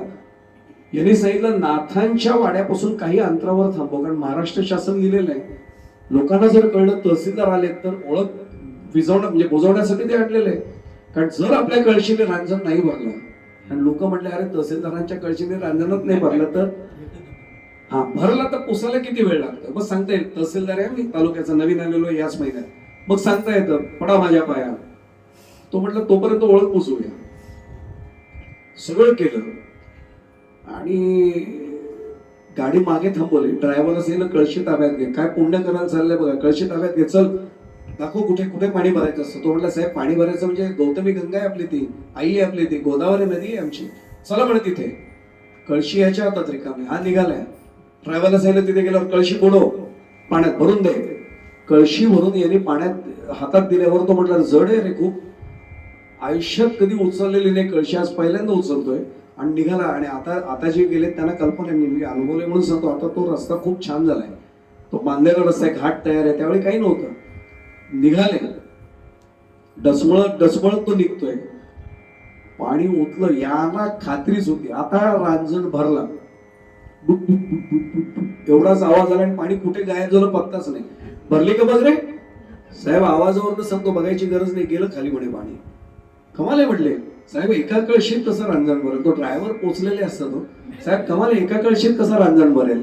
चल मग दुसरी कळशी रिकामी, पुन्हा त्याच्याच हातात चल म्हणले आणि निघाले. आता एक रांग जाणाऱ्यांची होती, एक रांग पाणी भरून नेणाऱ्यांची होती. याचं लक्ष जातं, येणाऱ्या रांगेमध्ये बायको दिसते आणि बायको दिसल्यावर डोळे बटाट्यासारखे मोठे, टोमॅटो सारखा लाल रंग, पण बोलता येत नाही कारण सगळ्यांच्या समोर बोलणार काय? डोळ्याने खोणा सुरू झालं. तुला येऊ नकोस सांगितलं, तर आली कशी? बरं पूर्वी रिक्षा वगैरे काही नव्हतं, ऑटो होती कुठे, टॅक्सी होती कुठे, आलीच कशी एवढ्या लांब? हे काही जादू टोना शिकली होती का माहेरी? आली कशी इथपर्यंत? आवडलेलं नव्हतं, काही नव्हतं, व्यवस्थित आवडून आले, आंघोळ वगैरे आटून घरी. सर शिकवतो मी काय ते. ही काही बघत नाही, स्मिता हास्य करते आणि कळशी घेऊन पुढे निघते. पुन्हा ड्रायव्हर असतो, बरं दुसरी कळशी भरली जाते, निघतो. मागे वळून बघतो तर रांगच नाही. अरे रिकामं कसं झालं म्हणतो. तो ड्रायव्हर सहज सांगतो, चौकशी करतो बाजूला, ते फुला बेलांची दुकानं असतात, रांजण भरला म्हणले तिकडे. त्याने कळशी भरलेली खालीच टाकून दिली. ड्रायव्हरला म्हटलं जा नेऊन टाक तिथे. आणि हा धावत गेला. सगळी गर्दी भेदून पडा. यांनी नुसता आवाज दिला असता ना, मी तहसीलदार, तो सगळ्यांनी रस्ता दिला असता, पोलिसांनी त्याला मदत केली असती. आता आपल्या कळशीने रांजण भरल्याने ओळख कशी द्यायची तहसीलदार म्हणून? गेला पुढे, वाट काढत काढत गेला. सगळे जण जिला श्रीकृष्ण म्हणून पाया पडत होते ते आपली बायकोच दिसली. दोन गोष्टी मनात आल्या, न यायला सांगून ही आली का? आणि दुसरा विचार आला, हिच्याच कळशीने रांजण कसा भरला? आता तिसरा विचार आला, सगळेजण ज्या अगदी हजारो लोक हिचं दर्शन घेत आहेत, म्हणजे हा ही भगवान श्रीकृष्ण आज विचारूपाने आला असेल, घ्यावं दर्शन, आपल्यालाही देवदर्शन होईल. पण पुन्हा विचार केला, दोन खेपा मारून जर ती राख पुसली गेली असेल, लोकांनी ओळखलं तहसीलदार, बायकोच्या पाय पडतो तहसीलदार, अहंकार आडवा आला, घेईन दर्शन, घरी जाऊन घेईन म्हटलं. सगळ्यांच्या समोर नाही घेणार, घरी जाऊन पाय पडेल. त्यात काय, बायकोच्याच पाय पडायचे, घरी जाऊन पाय पडेल. बरा आला जीप मध्ये, ड्रायव्हर असेल, गाडी घरी नाही, घरी आला. दुसरा आश्चर्याचा धक्का बसला, दार उघड होतं. दार उघडच होता. हा आत गेला. बायको तांदूळ निवडत होती, त्या तिच्या मैत्रिणी ज्याला त्या बराबरा साहेब आले म्हणून हे निघून गेल्या. असा तणतणत आत गेला. तुला सांगितलं तर येऊ नको, आलीस कशी? ती म्हणले कुठे आली? नाथांच्या वाड्यात कळशी घेऊन येऊ नको सांगितलं होतं तरी आली. नाथांचा वाडाच मला माहित नाहीये, तर मी कळशी घेऊन येऊ कशी? मी आत्ता इथे आवरून बसले, ह्या माझ्या मैत्रिणींना विचारा, माझ्या सख्यांना विचारा, आता तांदूळ निवडत बसले, गप्पा मारतोय आम्ही. त्या बायकांपैकी एकेला तरी बोलून आणलं, साहेबांना सांगा आपण काय करतो. ते म्हटले इथेच बसलो होतो आम्ही, गप्पा मारत होतो. त्या बायका गेल्या. हा मटकन खाली बसला आणि लक्षात आलं, बायको नव्हती आली, आला होता भगवान गोपाल कृष्ण. केवळ याचा अहंकार घालवण्यासाठी जो तिच्या रूपाने आला. सगळ्यांना दर्शन घडलं. ते कोणाचं घडलं? भगवान गोपाल कृष्णांचं. याला दर्शन घडत नाही होतं, घरी दर्शन घेऊ म्हटला म्हणून तो पाया नाही पडला. समोर भगवंत येऊन सुद्धा दर्शन नाही घेता आलं, केवळ एवढ्यासाठी की अहंकार मध्ये आला. आणि या अहंकाराला जाळल्याशिवाय देवाचं दर्शन होत नाही. जाळण्यासाठी कोण आवश्यक आहे? अवधूत म्हणले अग्नी आवश्यक आहे, म्हणून अग्नी हा गुरु आहे, कारण तो अहंकार जाळतो. अहंकार जाता जाता एक सांगतो, केवळ रजोगुणाचा आणि तमोगुणाचा होतो असं समजू नका बरं का. म्हणजे असं वाटतं तापट माणसालाच फक्त अहंकार होतो, काहीतरी करावं असं वाटतं त्याला अहंकार होतो, असं अजिबात नाही. सत्व गुणाचा सुद्धा अहंकार होतो आणि तो सर्वात घातक आहे. म्हणजे अगदी प्रामाणिकपणे सांगतो आपल्याला, तो माझ्यासारख्याला अनेकदा येतो, तो डोकावतो, कळतं त्यावेळी, म्हणून अग्नी गुरु करायचा आहे, जाळलाच गेला पाहिजे. आम्ही पटकन सांगतो, काय सांगू अवधूतजी तुम्हाला, 3 माळा झाल्याशिवाय जपाचा घराच्या बाहेर नाही पडत आपण. एक अध्याय वाचल्याशिवाय पाण्याचा थेंब नाही पित. एकादशीला उपवास म्हणजे अनेकदा तर निर्जली एकादशीच आपली. हा सगळा सत्वगुणाचा अहंकार डोकवायला लागतो. मी एवढा जप करतो, मी तेवढं हे केलंय, ज्ञानेश्वरीची 11 पारायण झाले. हा सत्वगुणाचा अहंकार किती धोकादायक. पूजनीय विनोबाजींनी एक त्याच्यावर उदाहरण दिले. ते म्हणले कंदील तेवतो आपण. आता कंदील हे खरं तर काय सांगून किती जणांना कळणार मोठा प्रश्न आहे. आम्ही लहानपणी यांनी तिघांनी पाहिलेले पाद्यवडात लावायलाच लागायचं संध्याकाळी. आता इन्व्हर्टर वगैरे आले हो, तुमच्याकडे तर हा लागतच नाही प्रकार, पण आमच्याकडे अजूनही इन्व्हर्टर जनरेटर लागतोच काही ना काही. कंदील आता फक्त एका राज्यात निवडणुकीपुरता राहिलाय, बाकी कंदील कुठे दिसतच नाही आता. विनोबाजी म्हणायचे त्या कंदिलाला गर्व व्हायला लागतो, त्याची वात म्हणते मी जळते म्हणून सगळ्यांना उजेड मिळतोय. ते केरोसिन म्हणतं मूर्ख आहेस तू, मी जर तुझ्यातनं व्हायलो नसतं तर तू काय जवळून प्रकाश दिला असता. आणि मग ती काच ओरडून सगळ्यांना सांगते तुम्ही ती दोघेही मूर्ख आहात, मी जर असते तर वाऱ्याने तुम्हाला केव्हाच विझवून टाकलं असतं, माझ्यामुळे प्रकाश सगळ्यांना नीट मिळतोय. आणि मग विनोबाजी म्हणतात थोडा वेळ फक्त हा संवाद ऐकत थांबा, नंतर नंतर त्या अंधारामध्ये जेव्हा तुम्ही कंदील लावताना तेव्हा त्या कंदिलाकडे सुद्धा बघवेन असं होतं. आणि हाताचा आडोसा कागद समोर घ्यावा लागतो, कारण त्या कंदिलाचा उजेड सुद्धा अंधारात डोळ्याला त्रासदायक ठरतो, सत्वगुण असा जाचक ठरतो. म्हणून अहंकार किंवा अभिमान जाळून टाका, हे आम्हाला दत्तगुरु सांगतायत की तो आमचा 5वा गुरु आहे. म्हणून अग्नीप्रमाणे आचरण केलं पाहिजे. आणि योग्य ठिकाणी एक जाता जाता पुढे सांगतो, अभिमान आणि स्वाभिमान याच्यात पुन्हा फरक आहे. म्हणजे अहंकार वेगळा आणि आत्मविश्वास वेगळा. म्हणजे उद्या जर भीमसेन जोशींना कोणी म्हटलं अण्णा खूप छान गाणं झालं, नाही हो मला काही येत नाही, हे त्यांनी म्हणणं हा काय नम्रपणा नाही झाला. अण्णा चांगलंच गाणं गायचे. मी तर सांगू, माझा एक मित्र श्रीपादजी नेहमी म्हणायचा की भीमसेन जोशींनी जांभई जरी दिली तरी लोकांनी टाळ्या वाजवल्या असत्या, वा वा अण्णा काय आवाज आलाय वा. आमच्यासारखं गाणं म्हणत राहिलं लोक म्हणतात ते रेखणं बंद करा आधी हो. हा फरक दोघांमधला लक्षात घ्या, किती वेगळा आहे. त्यांचा आत्मविश्वास असलाच पाहिजे, अभिमान वेगळा आणि आत्मविश्वास वेगळा, हा फरक आम्हाला कळला पाहिजे.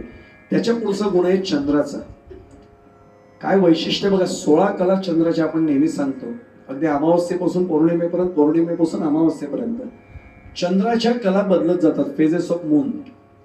पण मी माहिती म्हणून सांगतो, जे जे विज्ञान आपण शिकलोय, भूगोल शिकलोय, खगोलशास्त्र शिकलोय, त्या सगळ्यांना माहिती आहे चंद्राचा आकार नाही बदलतो, तो दृश्यमानता त्याची बदलते. म्हणजे प्रत्यक्ष चंद्राला कला नाहीच आहे, त्याच्या भ्रमणामुळे आम्हाला तसं ते वाटत जातं. म्हणजे चंद्राचा आकार बदललाय असं लोकांना जरी वाटलं, चंद्र असाच अचल अविचल असाच राहतो, तो तसा आहे तसाच राहतो. आमच्या आयुष्यामध्ये चढ उतार येणारच आहेत. भरती ओहोटी समुद्राला जशी येते, आम्हाला कळलं पाहिजे आता ओहोटी आहे, थोडं थांबा, भरती येणार आहे. सूर्यास्त आणि सूर्योदय दोन्ही आलटून पलटून येणारच आहे. आता सूर्यास्त झालाय आणि खरंच झालंय आता, म्हणून नाराज होऊन कसं झालंय, थोडं थांबा, थोडी कळ सोसा, सूर्योदय होणारच आहे.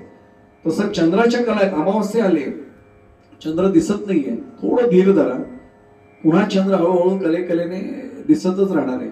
आणि या चंद्राच्या कलांच्या प्रेमात नाट्यगीतकार किती पडलेत. आज प्रवचनाच्या गादीवरून मी उदाहरण देत नाही, पण आपल्याला माहिती आहे, बघून तुला गगनात खंगते. आता कोणाला बघून ते काही मला माहित नाहीये, पण कलेने चंद्रकला ती खंगत जाते, असं त्यांनी विद्याधर गोखले आमचे म्हणाले. त्याच्यामध्ये सुद्धा सावरकरांना हे कळलं होतं. अनेक जण सावरकरांना नास्तिक समजतात. सावरकर नास्तिक नव्हते, सावरकर विज्ञानवादी डोळस अशा स्वरूपाचे भाविक होते. बारीने जेव्हा धमकी दिली होती, सावरकर गोळी मारेन, सावरकरांच्या मुखातलं गीत सर्वांना माहिती आहे, अनादि मी अनंत मी अवद्य मी मला भला मारील रिपू जगती असा कवण जन्मला. अरे मी अनादि आणि अनंत आहे, माझ्यात फरक काहीच पडणार नाही. हा सर्वात महत्वाचा भाग त्यातला निश्चितपणाने आमच्या लक्षात येतो. मला या चंद्रकलेच्या बद्दल, म्हणजे आत्म्याचा स्थायी भाव कधी बदलत नाही, तो बदललाय असं उगाचच आपल्याला भासत राहतं. हे समजण्यासाठी मला उपयुक्त अशा 4 हिंदी ओळी मला मुद्दामून सांगायच्या. एका शायरने खूप छान लिहिलेलं आहे, आणि हे खरंच सांगू आपल्याला, हे त्या शायरने कोणाबद्दल नाही म्हटलंय, माझ्या सकट सगळ्यांबद्दल म्हटलंय. जाते नहीं यहां से, जाते नहीं है कोई दुनिया से दूर चलकर, मिलते सभी यही है कपडे बदल बदल कर. कुठले कपडे बदलतात हे नाही, शरीर रूपी वस्त्र बदलून सगळेजण इथेच भेटतात. म्हणून जाते नहीं है कोई दुनिया से दूर चलकर, मिलते सभी यही है कपडे बदल बदल कर. आदमी सोया जमीवर, माहिती आपल्याला घोंगड्यावर काढून ठेवणं म्हणतात. आदमी सोया जमी पर लोग कहते मर गया, अरे वो बेचारा था सफर में आज अपने घर गया. आता लक्षात येईल की तो कुठेही जात नाही, तो त्याच्या सफरीवर आहे. आपल्याला उगाच वाटतं तो माझ्या आयुष्यात आला, माझ्या आयुष्यातून गेला, तो गेलाय आणि आलाय असा भास जसा होतो. अवधूत सांगतात चंद्राकडे पाहिल्यावर जीवनाला स्थिरता प्राप्त होते. कुणी गेल्याचं दुःख मग करावंसं वाटत नाही आणि कुणी आलं म्हणून नाचवंसं वाटत नाही. ही स्थिरता, ही स्थितप्रज्ञता चंद्र आम्हाला शिकवतोय असं अवधूत आम्हाला निश्चितपणाने सांगतात. आणि म्हणून सूर्योदय आणि सूर्य याचं निश्चितपणाने आम्हाला तो एक भाग समजतो.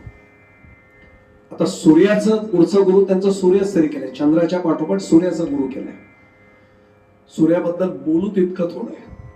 सूर्य आम्हाला खऱ्या अर्थाने तत्वज्ञान शिकवतो, ज्याला फिलॉसॉफी असं आपल्या मराठीत आपण म्हणतो. तत्वज्ञान म्हटलं की पटकन कळत नाही, पण फिलॉसॉफी लगेच कळतं की नाही. मला मी ते नेहमी सांगतो, आमचे भाई फार छान म्हणायचे पु ल देशपांडे. ते म्हटले इंग्रजी शब्द आल्याशिवाय मराठी माणूस ओळखताच येत नाही हल्ली. ते म्हटले मी एका घरी गेलो होतो, त्यांना सांगितलं अरे भेटायला आलोय साहेब, आहेत कुठे तुमचे? आत्ताच आलेत ना बाहेरून, जरा थांबा भाई, थोडं वेट करा, वॉश घेऊन फ्रेश होत आहेत. भाई म्हटले मला अजूनही कळलं नाही त्या मराठी बोलल्या का इंग्रजी बोलल्या. वॉश घेऊन फ्रेश होत आहेत. प्रवचन सेवा संपल्यावर आपल्याला कळलं असं तर जरूर सांगा ही मराठी भाषा होती का इंग्रजी भाषा होती. पण आपल्याला लक्षात आलं असेल की या सूर्याच्या बाबतीत एक सर्वात महत्वाचा भाग आहे वेदांताचं पूर्ण तत्व. अवधूत म्हणतात सूर्य मला शिकवतोय. कसं, मी उदाहरण सांगतो आपल्या समोर म्हणजे कळेल. रांजण भरून ठेवूया, अगदी असं गृहीत धरा 5, 10, 15, 20 जेवढे मिळतील तेवढे घट मांडा, रांजण मांडा, काठोकाठ पाणी भरून ठेवा. आणि माध्यांनीच्या वेळी ते केलेले आपण, आणि माध्यांनी फक्त त्याच्याकडे बघा, वरती सूर्यबिंब आलंय, म्हणजे सूर्य आता वरती आलेला आहे. त्या घटामध्ये मी जर डोकून पाहिलं, पाणी स्थिर आहे, मला काय दिसेल? त्या सूर्याचं प्रतिबिंब मला दिसेल, म्हणजे त्या बिंबाचं प्रतिबिंब मला दिसेल. किती काळ दिसेल? मी जे सांगतोय, माझे हात जोडून प्रार्थना आहे, मुद्दामून ऐकलं ना की अवधूतांनी सूर्याला गुरु का केले आपोआप कळेल. किती वेळ दिसेल मला हे पूर्ण प्रतिबिंब? पूर्ण सूर्य दिसतोय, अक्षरशः पूर्ण दिसतोय. जोपर्यंत पाणी स्थिर आहे तोपर्यंत दिसेल. असं वाक्य फक्त हात जोडून माझी प्रार्थना, मुद्दामून लक्षात ठेवा. पाणी जोपर्यंत घटातलं स्थिर आहे तोपर्यंत मला बिंबाचं प्रतिबिंब पूर्ण दिसेल, किंवा घटच फुटत नाही तोपर्यंत दिसेल. मी त्या घटाबद्दल नाही बोलत आहे आणि त्या सूर्यबिंबाबद्दल नाही बोलत आहे. ममई वंश जीव लोके जीवभूत सनातन. 22 तारखेलाच गीता जयंती झाली. गीता माऊली संदेश देते की तो माझाच अंश म्हणून प्रत्येक जीव जन्माला आलाय. मग तो बिंब आहे आणि इथे दिसलेला प्रतिबिंब आहे. माऊलींची ओवी सांगू, जैसे जीर्ण वस्त्र सांडीजे मग नूतन वस्त्र वेडीजे, तैसे देहांतराते स्वीकारीजे चैतन्य नाथे. हा जो चैतन्यनाथ आज बसलाय तो हे वस्त्र बदलणं पाहत बसलाय. पण त्याचं बिंबाचं हे प्रतिबिंब आहे. किती काळ दिसणार आहे? जोपर्यंत पाणी स्थिर आहे तोपर्यंत त्या घटात दिसते असं आपण म्हणतो. म्हणजे माझ्या चित्तवृत्ती जोपर्यंत स्थिर आहेत तोपर्यंत मला त्या बिंबाचं प्रतिबिंब जाणवत राहतं आणि कळायला लागतं, अरे मी म्हणजेच तो आहे, तो म्हणजेच मी नाही. अहम ब्रह्मास्मी तत्त्वम असे. हे मला केव्हा जाणवेल? चित्तवृत्ती स्थिर झाल्यावर जाणवेल. पण त्यासाठी अनेक मार्ग आहेत. काही जणांना योग मार्ग दिलाय, काही जणांना कर्म मार्ग दिलाय, काही जणांना ज्ञान मार्ग आहे, आणि काहीच नसेल तर माझ्यासारख्या जडजीवाला नाम मार्ग किंवा भक्ती मार्ग आहे. ठाईच बैसोनी करा एक चित्त आवडी अनंत आळवा. जोपर्यंत या चित्तवृत्ती स्थिर आहेत ना तोपर्यंत त्याचं बिंबाचं प्रतिबिंब मला दिसत राहणार आहे. चित्तवृत्ती हल्ल्या, बिंबातलं पाणी म्हणजे त्या घटातलं पाणी हलवून बघा, प्रतिबिंब नष्ट नाही होणार आहे, पण ते असं विचित्र काहीतरी दिसायला लागतं. मला काही वेळा माझ्यात भगवंताचं रूप आहे जाणवत नाही. समर्थांचा अभंग आहे बरं का, त्याला देव जवळी अंतरी भेटी नाही जन्मांतरी. त्याचं कारण त्या चित्तवृत्ती माझ्या स्थिर होत नाही. आणि चित्तवृत्ती स्थिर करण्यासाठी फक्त कुठला ना कुठला भगवंताकडे जाणारा योग साधायला पाहिजे. युज धातू आहे त्याच्यापासून तो योग शब्द तयार झालाय. मग माझ्या प्रवृत्ती आणि प्रकृतीनुसार मला तो मार्ग शोधायला पाहिजे. आज त्याच्यावर फार बोलण्यासारखं नाहीये, माझी वेळ मला पुरणार नाही तर, पण आपल्या माहितीसाठी सांगतो की कारण मला आत्ताच घड्याळ दिसायला लागले मी कुठपर्यंत येत चाललोय. थोडासा फक्त मला वेळ वाढवून दे नंतर. आता लक्षात येईल की तो घट माझा फुटू नये असं वाटत असेल, म्हणजे हा घट फुटणं माझ्या हातात नाहीच आहे. लक्षात आलं असेल, हा घट तो कधीतरी फुटणार आहे. त्याच्या आत ते प्रतिबिंब मला बघायचंय. आणि माझ्या चित्तवृत्ती स्थिर होण्यासाठी मी नाम तरी घेईन, मी योग मार्गाने तरी जाईल. योगासन आणि योग मार्ग फरक आहे, मला असं विषय म्हणून मी बोलत नाही. मला 10 योगासनं आले तरी मी योग मार्गाचा अधिकारी नाही होत. आमचे मकरंद बाबा फार छान वाक्य वापरतात. ते म्हणजे डोंबिवलीमध्ये आमचा एक जण ओळखीचा होता, 3,000 रुपये भरून तो ध्यान योगाच्या वर्गाला गेला. 15व्या दिवशी तो घरी आला आणि खुर्चीवर असं सकाळी सकाळी वर्ग, सकाळी 6 असा तो बसला. बायकोने एकूण आता एवढे वर्ष संसार झाला तर रूप बघितलं. थांबा जरा, चहा घ्या म्हणजे फ्रेश व्हाल. ते म्हणजे चहा घेऊनच जर फ्रेश व्हायचं असेल तर 3,000 रुपये भरून मिळालं काय नेमकं. तिथे जाऊन आल्यावर माझ्या चित्तवृत्ती स्थिरच होत नाहीयेत. मला जर काही वाटतच नाही आनंद आतमधनं, तुम्ही मिळवलं काय तिथनं. हेच आमच्या पारायण करणाऱ्यांकडे बघा ना एकदा, शांत आनंदी चेहरा असतो. त्याच पद्धतीने जर मला जायचं असेल ना तर एक मार्ग माझा घट्ट धरून ठेवला पाहिजे, चित्तवृत्ती स्थिर करा. पण अवधूत सांगतात की मला या सूर्याच्या बिंबाप्रमाणे, मला म्हणजे प्रतिबिंबाप्रमाणे मला त्याचं प्रतिबिंब म्हणजे भगवंताचं हे मला दिसतं आणि मला ते स्थिर ठेवायला हे सूर्याने शिकवलंय. का पूर्ण घट उलंबला, हे आपल्याला मौलींची फक्त ओवी जाता जाता अर्धवट सांगतो. परी तया सवे भानू नाही नासला, भानू म्हणजे सूर्य.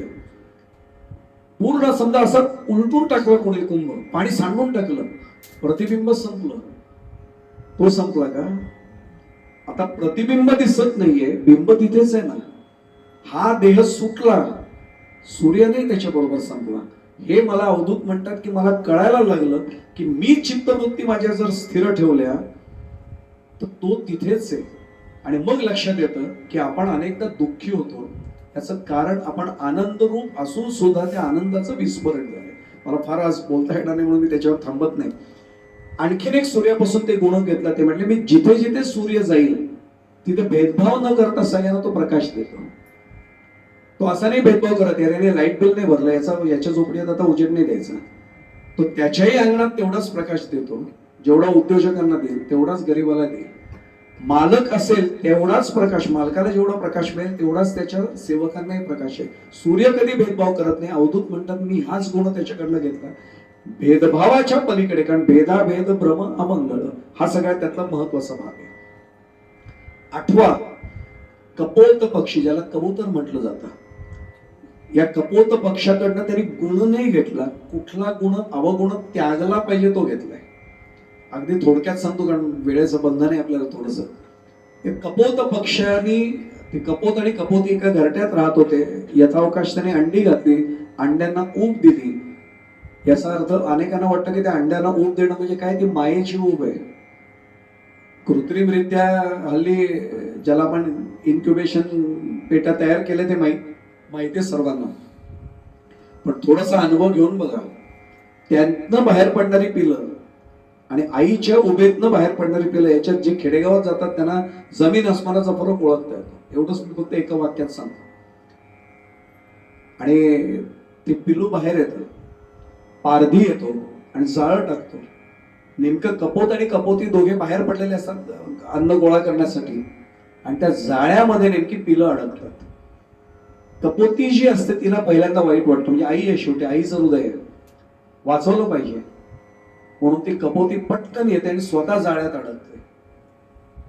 तीही अडकते, सोडवू नाही शकत, ती अडकते. कपोत म्हणतो अरे ही प्रयत्न करते, आपणही प्रयत्न केले पाहिजे, तोही त्याच जाळ्यात शिरतो, तिघेही जातात. अवधूत म्हणतात मी यातनं एक शिकलो, हे जाळं कसले, हे प्रपंचाचं मायारूपी जाळं आहे. याच्यात एकदा अडकलं की प्राणच मुकणार. याच्यासाठी आज अवधूतांचा तो गुण नाही सांगत, पण जाळ्यातनं सुटण्यासाठी मासे व्हायला लागतात. हुशार मासे कुठले, तो कोळी जाळं टाकतो बघा. मी सगुणाबाग म्हणून नेरळजवळ आहे, आमची मावशी पण आलेली होती, तिला आठवत असेल त्या सगुणाबागेतलं. त्या सगुणाबागेत हाही बसलाय ना, आमचा संगमही आहे ना, त्या सगुणाबागेत आम्हाला ते प्रत्यक्ष त्यांनी जाळं टाकायला दिलं. मला त्यांनी सांगितलं सर आयुष्यात तुमचा माशांची काही संबंध येणार नाही, इथं जाळं टाकून तर बघा, विज्ञानाचे शिक्षक असतात. जाळं टाकलं, जाळ्यात मासे अडकले. पण गंमत अशी होती की ते ओढल्यानंतर जाळं, बाकीचे सगळे मासे अडकले, आपल्या पायाशी आलेले मासे सटकन त्यातनं सुटले. जो सद्गुरूंच्या देवाच्या पायाशी गेला ना तो जाळ्यात अडकत नाही. त्यामुळे कपोत कपोतीच्या उदाहरणापासून आपण एवढं जरी शिकलो की मला कुठल्याही स्वरूपामध्ये सद्गुरूंच्या भगवंताच्या चरणांचा आश्रय करायचा आहे, म्हणजे मग मी तिथे अडकणार नाही. आणि यातनं अवधूतांचा शब्द सांगतो, मी कपोताला गुरु केला कारण आसक्ती सोडल्याशिवाय जीवन सुखी होत नाही. आसक्तीची सुद्धा व्याख्या जाता जाता सांगू का आपल्याला? मी आध्यात्मिक व्याख्या सांगते, मी अत्यंत सोपी सांगतो. आम्ही शिक्षकी पेशातल्या मंडळींना सवय असते व्याख्या सोपी करायची. इनके पास कोई अच्छी गाड़ी मैं देखता हूं तो मुझे लगता है कि ऐसी गाड़ी मेरे पास भी आ सकती है. मैं किसी की हवेली देखता हूं तो मुझे लगता है ऐसी अभिलाषा मेरे मन में उत्पन्न होती है कि ऐसी हवेली आज नहीं तो कल मेरे पास भी आ सकती है. ये चीज मेरे पास आ सकती है, वो चीज मेरे पास आ सकती है, ऐसी अभिलाषा को आसक्ति कहते हैं. लेकिन अगर हम सद्गुरु की शरण में जाते हैं तो आसक्ति जा सकती है. आता लक्षात आलं असेल. त्यामुळे एकच उपाय दत्तगुरु म्हटले, कपोताकडनं मी एक अहितकारक गुण शिकला, आसक्ती, की ज्याने माझ्या आयुष्याचं सत्यानाश होईल, मी त्यांना सोडून दिलं. भवपाश निबद्धस्य मम मोक्ष कथम भवेत इत्याकुलं मनोयस्य सदीनः कथ्यते उदये. ज्याला असं वाटतं मी भवपाशात अडकले, मला सुटायचंय, त्याला मुमुक्षु म्हणतात. ही मुमुक्षु वृत्ती, ते म्हटले मी कपोताचा अहितकारक गुण बघितला आणि मी त्यातनं शिकलो. अजगराला त्यांनी पुढे गुरु केला. थोडं धावत धावत आता प्रयत्न करतो जाण्याचा. अजगराला त्यांनी पाहिलं. अजगराकडे तो म्हटले मी काय गुण पाहिला? तो आजच्या परिभाषेत सांगू, आपल्या चोखंदळपणाने खात नाही, जे मिळेल समोर ते खातो. तो ठरवून नाही आज ससा खाईन, आज हरिण खाईन, आज बकरी खाईन, समोर मिळेल ते खातो. म्हणजे आजच्या परिभाषेत सांगतो, चॉईस नुसार नाही, अवेलेबिलिटी नुसार. जे मिळेल त्यात समाधान मानतो. नाही मिळालं तरी तो स्वस्थ राहतो, तडफडत नाही. आणि मिळाल्यानंतर तो अत्यंत स्वस्थ राहतो. अजगराचा हा स्वस्थपणा, ते म्हणले मी शिकलो. मी पुढे जाण्यापुढे सांगू, माझ्यासारखा माणूस जेवण पोटभर झाले असं म्हणतो. अगदी आग्रह करून समजा अवधूतने सांगितलं नाही नाही मला थोडस वाढायचंच आहे, अवधूत आता इथपर्यंत आलंय, 15 मिनिटं जाऊ द्या, श्रीपादजीने सांगू द्या थोडी पावभाजी आणली चालेल 1 प्लेट, मी नाही स्वस्थ राहू शकत, हे पण खावंसं वाटतं. आईस्क्रीम हो चालेल ना, आईस्क्रीम चालतं, तेवढ्या किती जागा लागणार आहे. आता लक्षात आलं असेल, अजगराकडनं स्वस्थता हा गुण मी निश्चितपणे केले. लोभाला दूर सारायचंय, आत्मसंतुष्टता आत्मसात करणं हा त्यांनी त्यातनं भाग पाहिलाय. मला खूप त्याच्यावर खरं बोलायचं होतं, दृष्टांतही द्यायचा होता. मी जाता जाता एकच सांगतो, धृतराष्ट्राला भगवान गोपालकृष्णाने मागच्या जन्मात नेऊन दाखवलं होतं की प्रारब्ध चुकत नाही कोणाला, आणि हे प्रारब्ध ना मला चुकणार आहे ना तुम्हाला चुकणार आहे, पण चुकू शकतं का? मी दत्तगुरूंकडे पाहून सांगतो, सद्गुरूंकडे आल्यानंतर ते चुकतं. कारण प्रारब्धामध्ये प्रत्यक्ष भगवंत सुद्धा हस्तक्षेप करत नाही. मग काही जण विचारतात, मग सद्गुरूंना शरण गेलो, गजानन महाराजांना जा, ब्रह्मचैतन्य महाराजांना जा, अजून कोणालाही जा, आपले जे सद्गुरू असतील. आणि एक सांगतो, सद्गुरू कोणी वेगळे नसतात. आपण वेडे होत आणि म्हणतो माझे हे सद्गुरू, माझे ते सद्गुरू. सद्गुरू ही व्यक्ती नसते, ती शक्ती आहे, ते तत्व आहे. त्या तत्वाला एकदा आपण जर शरण गेलो, होतं काय, मी रेनकोट घालून पावसात गेल्यावर जे होतं ते माझं होतं. रेनकोट घालून मी रस्त्यावर गेल्यावर पाऊस नाही थांबत, पण मी भिजत नाही. सद्गुरु कृपेचं छत्र माझ्या मस्तकावर एकदा आलं ना, प्रारब्धात जे असेल ते असो. दासगणू महाराजांची उभी सर्वांच्या पाठात देव, जैसे करशील तैसे करी, परी दया असो दे अंतरी, देवा तुझ्या बळावरी दासगुणाच्या साऱ्या आवड्या. बस याला अजगराचा गुण म्हणतात. दासगणू महाराजांनी माझं काम सोपं केलं, उलट एका ओळीत सांगितलं. समुद्र पुढचा गुरु आहे, 10वा गुरु. समतोल खूप छान पद्धतीने त्याने तो सांभाळलाय. एकदा तरी मला समुद्राने म्हटलेलं दाखवा, अरे हे गटाराचं पाणी नाही, बाजूला बाजूला करा, हा गंगेचं पाणी येऊ द्या, यमुनेचं पाणी येऊ द्या, सरस्वतीचं येऊ द्या. आम्ही तर त्याच्याकडे रेडिएशन वाला पाणी सोडायला कमी नाही केलंय. आता लक्षात आलं असेल, जे विज्ञानाचे आहेत त्यांना सगळ्यांना कळलं असेल मी काय म्हणतो. भले आतमध्ये 15 किलोमीटर 25 किलोमीटर नेऊन सोडलं असेल, पण सोडलं हे खरं आहे. जहाजातनं तेल सांडतंय त्या समुद्रामध्ये, तरीही आम्ही ते करत नाही. समुद्र तरी भेदभाव करत नाही, कोणाला अडवत नाही.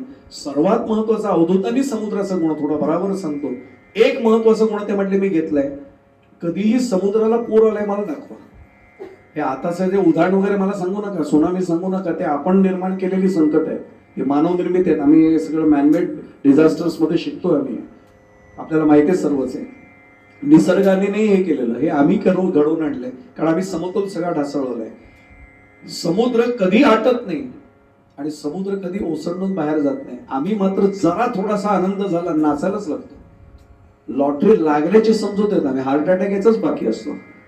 त्याचं दृष्टांत माहिती आहे म्हणून मी काय सांगत नाही, वेळ माझी नाही संपलेली आहे. पण ते सांगताना सुद्धा जपून सांगावं लागतं. लॉटरी लागली हे पटकन झालं तर अटॅक होऊन मरेल एखादा माणूस. 1 कोटी ऐकायची खोटी, काय होईल आपल्याला माहिती आहे. आणि कोणी गेल्याची बातमी कळली तरी सुद्धा अनेकांना धक्का बसतो. समुद्राकडनं ते म्हणले मी समतोल समदुःख सुखक्षण एका वाक्यात सांगतो म्हणजे आपल्याला लक्षात येईल. मी हा त्यांच्याकडनं ते म्हणले मी गुण घेतलाय, निश्चितपणाने मला या मोहामध्ये कुठे अडकायला होत नाही.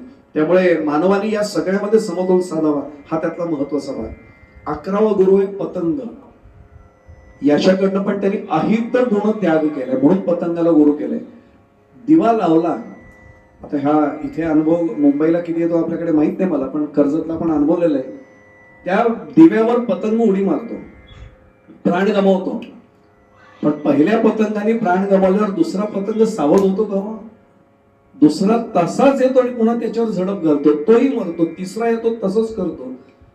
अवधूत म्हणतात मी याच्याकडनं शिकलोय की अरे एकाचे प्राण गेलेले मी पाहतोय, आता तरी मी मोह सोडीन.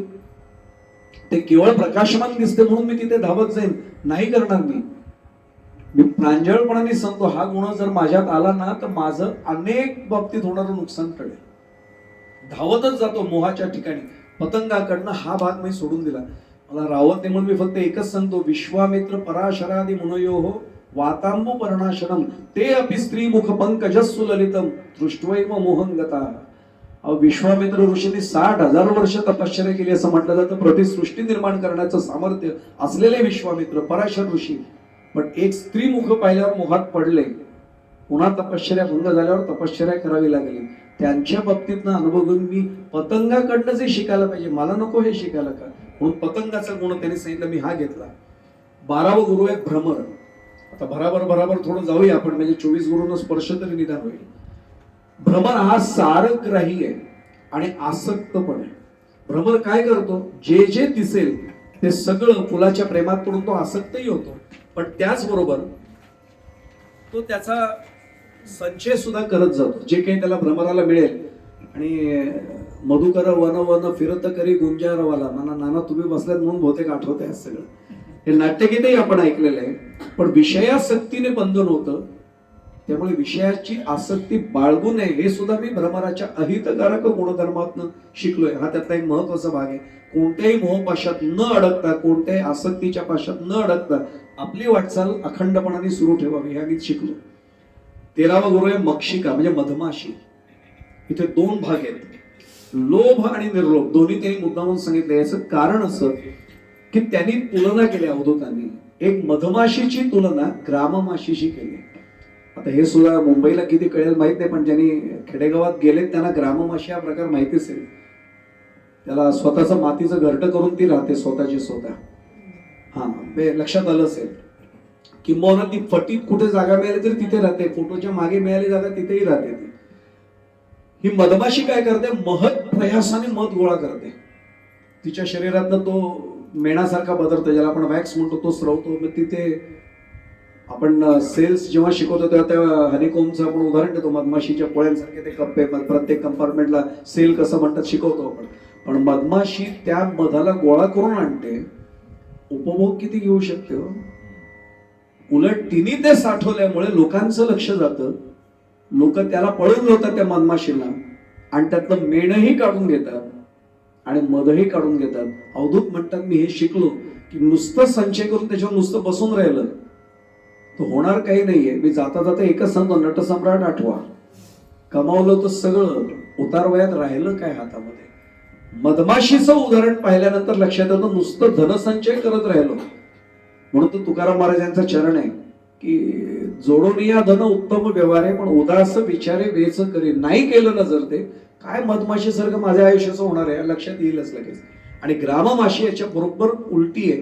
ती कोणत्याही गोष्टीचा संचयच नाही करत. मिळालं तर त्याच्यावर जाऊन बसते, मिळालं तर त्यातनं अन्न ग्रहण करते. आणि त्यामुळे तिला अशा प्रकारे काय होते, तिचं आयुष्य जेवढं आहे तेवढं ती आपोआप जगत राहते. म्हणून संचय करू नका. समर्थांची रीत हीच होते ना. समर्थांनी नंदिनी आणि गोदावरीच्या संगमात जेव्हा तपश्चर्या केली बार्शी टाकळीला, तिथे 12 वर्ष काय केलं, भिक्षा तर मागून आणायची, रामांना नैवेद्य दाखवायचा. पण प्रभू रामचंद्रांचं नैवेद्य दाखवला, ग्रहण करायची वेळ आली प्रसादाची, की पुन्हा गोदावरीच्या नदीच्या पाण्यात ती पुरचुंडी धरायची वस्त्राची. सगळा रस त्याचा घालून टाकायचा, निरस झालेलं अन्न सेवन करायचं, का तर त्या रसाच्याही मोहात मी अडकणार नाही. एवढ्या प्रकारे वेगळं. मला इथेही खरं एक दृष्टांत द्यायचा होता, पण मी आज देऊ नाही शकत, सोडून देऊ आपण. मधुहा जी असते ही सुद्धा अशा स्वरूपाचं संग्रह करत करत पुढे जाते, म्हणून त्यांच्याही भागात अडकायचं नाही आपल्याला कुठे, हे लक्षात येईल. आणि मगाशी दिलेला संदर्भ, मना सर्वही संघ सोडून द्यावा, कुठलाही संघ करत बसू नये, सज्जनांचा संघ जरूर करावा. म्हणून सत्पुरुषांच्या आणि सद्गुरूंच्या चरणाची नक्की राहावं. 14वा गुरु आहे गज किंवा हत्ती. इथे अनेक गुण आहेत हत्तीमध्ये, म्हणजे बोलावं तितकं कमी आहे. हत्तीचंच मस्तक गणरायांनी का धारण केलं हे कळलं ना की आपल्याला सगळ्या प्रश्नांची उत्तर मिळतील. बुद्धिमत्ता हे हत्तीचं वरदान मानलं जातं. म्हणून तर आठवण पहा, पूर्वीच्या काळी जेव्हा राज्याला वारस नसायचा त्यावेळी हत्तीच्या तोंडामध्ये, त्या सोंडेमध्ये ती माळ दिली जायची, आणि मग ती योग्य व्यक्तीच्या गळ्यात ती माळ घालायची, आणि मग त्याची वारस म्हणून निवड व्हायची. हा सगळ्यांना भाग माहितीये. पण हत्तीचा एक वाईट गुण आहे, तो बाकी ताकद वगैरे सगळी त्याची चांगली आहे, स्पर्शाला बोलतो. आणि म्हणून त्याला पकडण्यासाठी, सापळ्यात पकडण्यासाठी करतात काय, लाकडाची हत्ती तयार करतात आणि त्याचा सापळा तयार करतात. बोलला की तो तिथे जातो आणि हत्ती ताकद असून सुद्धा अडकतो. आणि एकदा स्पर्श करून करून माहूत त्याला जे शिकवेल तेच करतो तो. म्हणून आम्ही अक्कलकोटला सुद्धा गेल्यावर श्रीपादजी, त्या अक्कलकोटला स्वामींच्या तिथे एक हत्ती होता, त्याच्या सोंडेमध्ये पैसे दिले ना की तो असं वरती माहुताकडे द्यायचा, आणि मग त्या समोर देणाऱ्याच्या अशा आशीर्वाद इथे द्यायचा. पण आम्ही बघितलं होतं, एका मुलीने घाबरत घाबरत दिले आणि पैसे 3 वेळा खाली पडले, आशीर्वाद नाही दिला तोपर्यंत. तो एवढा शिकलेला आहे आता, पैसे जोपर्यंत माहुताकडे देत नाही तोपर्यंत आशीर्वाद देत नाही. आम्ही काय करायला पाहिजे, या मोहात स्पर्शाच्या सापडायला पाहिजे, कारण तुझी ताकद काय. पण एका मोहात बुडला, एका विषयात, पंचविषय शब्दस्पर्श रूप रसगंध, एका स्पर्शाला बोलला, आयुष्याला मुकला. म्हणून हत्तीकडनं हा एक महत्वाचा भाग आम्ही शिकलो पाहिजे. 15वा मृग. आता मृगाचा सुद्धा माहिती आहे, शब्दाला बोलला. आपण आख्यानही अनेकदा ऐकलं असेल, तो कस्तुरी मृग केवळ त्या भजनाच्या आवाजाने कसा मोहित झाला आणि त्याचा वध शेवटी कसा झाला, अक्षरशः शब्दाला बोलला. हे आपल्यासाठी नाही अवधूतांनी सांगितले, आमच्यासारख्या कीर्तनकार प्रवचन सरकारांसाठी. वा बुवा छान गेला कामात बुवा, एका शब्दाला बोललो. मी काय म्हटलं आपल्या लक्षात, आणि मी न लाजता सांगतोय, न संकोच करता सांगतोय, आम्ही लगेच शब्दाला बोलतो. वा वा छान छान, वा वा वा. मग काय वाटायलाच लागतं लगेच ताबडतोब. मान खालीच येत नाही अजिबात. आता दुखते म्हणून खाली येत नाही सोडून द्या, पण एरवी येतच नाही मान आमची खाली. योगी पुरुषांनी याचं भान ठेवलं पाहिजे, कोणत्याही मोहाच्या बंधनात अडकायचं नाही. लोभापायी किंवा आसक्तीपायी चंचल आम्ही बनू नये, हा त्यातला महत्वाचा भाग आहे. त्यामुळे त्यांच्याकडनं हे आम्ही शिकलो, हे त्यांनी मुद्दामून सांगितलं. पुढचा गुरु आपण बरोबर थोडंसं जाऊया. 16वा आहे मासा, मत्स्य. यालाही आसक्ती किंवा ओढ आहे. रस गिळता सुख वाटे, गळ ओढता घसा फाटे. समर्थांची दासबोधात ती ओवी आहे. तो रस लावला ना गळाला, आमच्याकडे ज्यांनी कोकणातल्यांना पाहिलं त्यांना माहिती आहे, पाण्यात किंवा डोहात ते असं गळ लावून सोडतात, त्याला गांडूळ वगैरे अडकवतात, तो मासा अडकतो. आपल्याकडे सुट्टीमध्ये मुलं नेहमी करत असतात, उद्योग असते, अडकवतात त्याला. त्या माशाला तो रस काहीच मिळत नाही, ओढला गेला की त्याचा घसा फाटतो. आम्ही नेमकं तेच करतो ना. आणि म्हणून आपल्याला कल्पना आहे, मला वाटतं बहुतेक दीक्षितांनी म्हणून बहुतेक वेगळ्या डाएट सिस्टीम आणली असावी बहुतेक, की रसात अडकू नका फार, 55 मिनिटं काय करायचं असेल ते करून घ्या आणि मोकळं व्हा. जिव्हेच्या स्वादाला नको इतकं महत्व दिलं की अवधूत म्हणतात तुम्ही अडकत जातात. जाता जाता एकच सांगतो, खूप बोलण्यासारखं आहे, पण 1.5-2 तासात हा विषय होणंच कठीण आहे. जन्म घेणे लागे वासनेच्या संगे. ही वासना मनात शिल्लक राहिली. मी पुढे जाण्यापूर्वी हात जोडून एकच सांगतो, मी माझ्या मनाला जे बजावतोय ते तुम्हाला सांगतोय, सुकूनही म्हणू नये, अर्ध्या तासाने मला जरा चहा द्या. काय भरोसा आहे, अर्धा तासात देह राहील? अर्ध्या तासात जर हा देह सुटला ना, मला जन्म घ्यावा लागतो. माझ्यावर विश्वास ठेवा, मी विज्ञानाचा अजून सांगतो. Energy can neither be created nor be destroyed, it can be transformed into from one form into another form, but the total energy of the universe is always conserved. Law of conservation of energy आहे. आतमध्ये उष्णता आहे म्हणून तर 36.9 degree Celsius temperature आहे. शरीर थंड पडलं म्हणतो आपण, ती उष्णता नष्ट कशी होईल? एका प्रकारातून दुसऱ्या प्रकारात. पावसांशी जीर्णाने यथा विहाय. मग ठेवून जायचंय का? नाही जायचंय. म्हणून वासनाच संपवून टाकायची, हा त्यातला महत्वाचा भाग आहे. की माशाचा हा गुणधर्म आम्ही जपून घेतला पाहिजे, की नाही रसात कुठल्या अडकायचं नाही, आहे त्याच्यात आनंद. मिळालं तरी ठीक, नाही मिळालं तरी ठीक. मी जाता जाता एकच सांगतो, हा गुण समजावं असं वाटत असेल ना, गजानन विजय ग्रंथ फक्त वाचून पहा. सुरुवातीला आमच्या गजानन महाराजांचं जे वर्णन दासगणू महाराजांनी केले ना, आता लक्षात येईल मी काय म्हणतोय. आणि मग त्यांनी समर्थांचंही उदाहरण दिलंय. वासनाच मोडून टाकली पाहिजे. किरीची वासना झाल्यावर समर्थांनी जे केलं ते.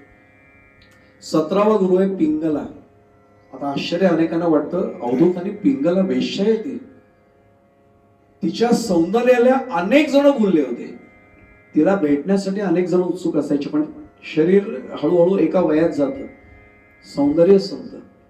ती सजून धजून बसायची, पण कोणी तिच्याकडे बघणं सोडून दिलं आणि तिला ब्रह्मज्ञान झालं. उपरती झाली की अरे, ज्या सौंदर्याचा मला अभिमान होता ते सौंदर्य क्षणिक होतं, कायमस्वरूपी काय आहे, फक्त भगवत कृपा कायमस्वरूपी आहे. आणि मग तिने त्या चुकांची जाणीव झाल्यानंतर ताबडतोब आत्मजागृती झाल्यावर आपल्या परिवर्तनाला, त्या परिवर्तनाच्या भावनेला आधी स्वतःला गुरु केलं त्यांनी. अवधूत म्हणतात की हे आत्मपरिवर्तनच आवश्यक आहे. किती दिवस स्वतःच्या बाह्य रूपात तुम्ही अडकणार? कारे बोललासी बरलिया रंगा, ऊस डोंगा परे रसन होय डोंगा. बस या याच्यात जाणं हे पिंगलेकडनं मी शिकलो की विवेक जागृत ठेवून आयुष्यभर जगावं. हे म्हटले मी त्या भागामध्ये केलं.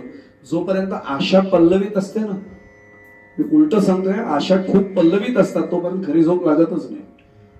हे होईल ते होईल, अरे झोपेत पण आम्ही तेच बघत असतो.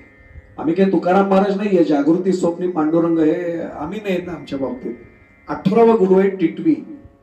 लोभाचा त्याग करणं मी तिच्याकडनं शिकलो म्हणून त्यांनी सांगितलं. अगदी अर्ध्या मिनिटात सांगतो. एका टिटवीला नेमका मांसाचा गोळा मिळाला. आता टिटवी सुद्धा आम्ही कर्जतला अजूनही आमच्याकडे ओरडतात, त्याच्यावर बरीच जणांची चर्चा बरं का, ते शुभ आहे का अशुभ आहे, ती निसर्गातली, तिला ओरडू देत ना, तुम्ही कशाला तिला हाकलताय. तिच्या तोंडात नेमका चोचीत तिच्या मांसाचा गोळा सापडला. बाकीच्या टिटवे तिला चोचा मारून मारून तो पळवायचा प्रयत्न करत होते, ती देत नव्हती. कोण दिला आपल्याला मिळालेला गोळा? तेवढ्यात घार आली. आता घारीची ताकद टिटवीपेक्षा जास्त आहे, आणि ती घारीने तिला टोच मारल्याबरोबर ती ओरडली, आणि तिच्या हातात त्या चोचीतनं तो गोळा पडला. घारीने तो उचलला नेला. तो गोळा घारीने उचलल्याबरोबर टिटव्यांनी हिला टोचा मारणं सोडून दिलं, घारीच्या मागे लागल्या. अवधूत म्हटले मला कळलं, जोपर्यंत काय असतं ना तोपर्यंत टोचा आहे. त्यामुळे नको त्या गोष्टीचा संग्रह केला की लोक टोचाच मारणार. त्याग केल्यानंतर आपोआप सुटतं. किती पहा, आता लक्षात आलं असेल, खूप वेगळा हा भाग आहे. या संसारात उपाधी झुगारून देण्यात आनंद आहे, त्यागात आनंद आहे, हे आम्हाला अवधूत सांगतात. म्हणून योग्यांनी जर लोभाचा त्याग केला की वेदना संपल्या म्हणून नक्की. 19वा गुरु आश्चर्य वाटेल, बालकाला केले, लहान बाळाला. कारण निरागसता हा त्याचा गुण आहे. मी खरं सांगू, तुमच्या माझ्यात सुद्धा निरागसता होती, फक्त हे माझंही ज्यावेळी समजायला लागलं ना त्यावेळी आपली निरागसता संपली. लहान मुलं बघा, आणि मी ते नेहमी सांगतो, मुलाचे पाय पाळण्यात दिसतात, आपण नेहमी म्हणतो. ओळखायचं बरं का, अगदी सोपी कोण सांगतो. 50 रुपयाची, 100 रुपयाची, 500 रुपयाची नोट जवळ नाही, फक्त अशी पकडली की ओळखायचं हा कुठे जाणार आहे पुढे. मी काही बोलत नाही या गाडीवरनं, हातातनं सोडून दिले की ओळखायचं हा शेगावला नक्की येणार. त्याग करतोय आत्तापासून, काय त्याला देणं घेतलं तरी टाकून देतोय, पैशाच्या मोहात तो नाहीये. पण निरागसत आहे. आणि दुसरा महत्वाचं कुतूहल आहे. नवीन काही मिळालं की ते बघावं असं वाटणं, हा कुतूहलाचा गुणधर्म आहे. पण कुतूहल याचा अर्थ एका ठिकाणी थांबणं नाहीये, त्याचा शोध घेत. बघा मुलं, आपल्याला इथेही खरं दृष्टांत देण्यासारख्या, पण मी वेळ संपली म्हणून देत नाही. लहान मुलांना सहज मी आपल्याला माहिती म्हणून सांगतो. एकाने 5,000 रुपयाची, त्यावेळी जुन्या काळची गोष्ट सांगतो, एकुलता एक मुलगा 5व्या वाढदिवसाला 5,000 रुपयाची मोटार आणून दिली, स्वयंचल. आता त्या सगळ्या घरोघरी झाल्या. किल्ली दिली की ती मोटार स्वतः सगळं करायची, आणि त्याला सेन्सर्स होते. म्हणजे मध्ये कोणी आडवा आला की तो लगेच ती गाडी हॉर्न वाजवायची, पण तो बाजूला नाही झाला. आता भिंत आल्यावर कशी बाजूला होईल, की ती गाडी थांबायची, यू टर्न घ्यायची, आणि रिव्हर्स घेतलं असं की ती पुन्हा यू टर्न घेऊन मागे जायची सगळं. याला वाटलं हे खेळणं आपल्या मुलाला खूप चांगलं आहे. त्यावेळी 5,000 म्हणजे आजच्या जवळ 10,000 समजा आणलं, आणि 7 दिवस तो मुलगा खेळायचा. दोघे नवरा बायको बाहेर ना आले की बघत बसायचे. मावशी एक होते घरात, त्यांना सांभाळणाऱ्या मुलाला, मावशी चहा द्या. आणि बघितलं कसं, इंजिनियर आहे मी, इंजिनियरचा मुलगा आहे, शेवटी बघ कसा खेळतोय.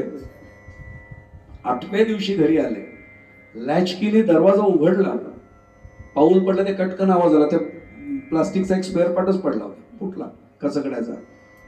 वैतागला आणि बघितलं तो हॉल भर सगळीकडे त्या स्पेअर पार्ट्स पडले होते. असा चिडला, काय मुलगा आहे, आधी म्हटलं होतं 8 दिवसापूर्वी, इंजिनियर आहे आपला मुलगा आहे. आता म्हटलं चला दळभद्री कार्ट आपल्या घरी जन्माला आले.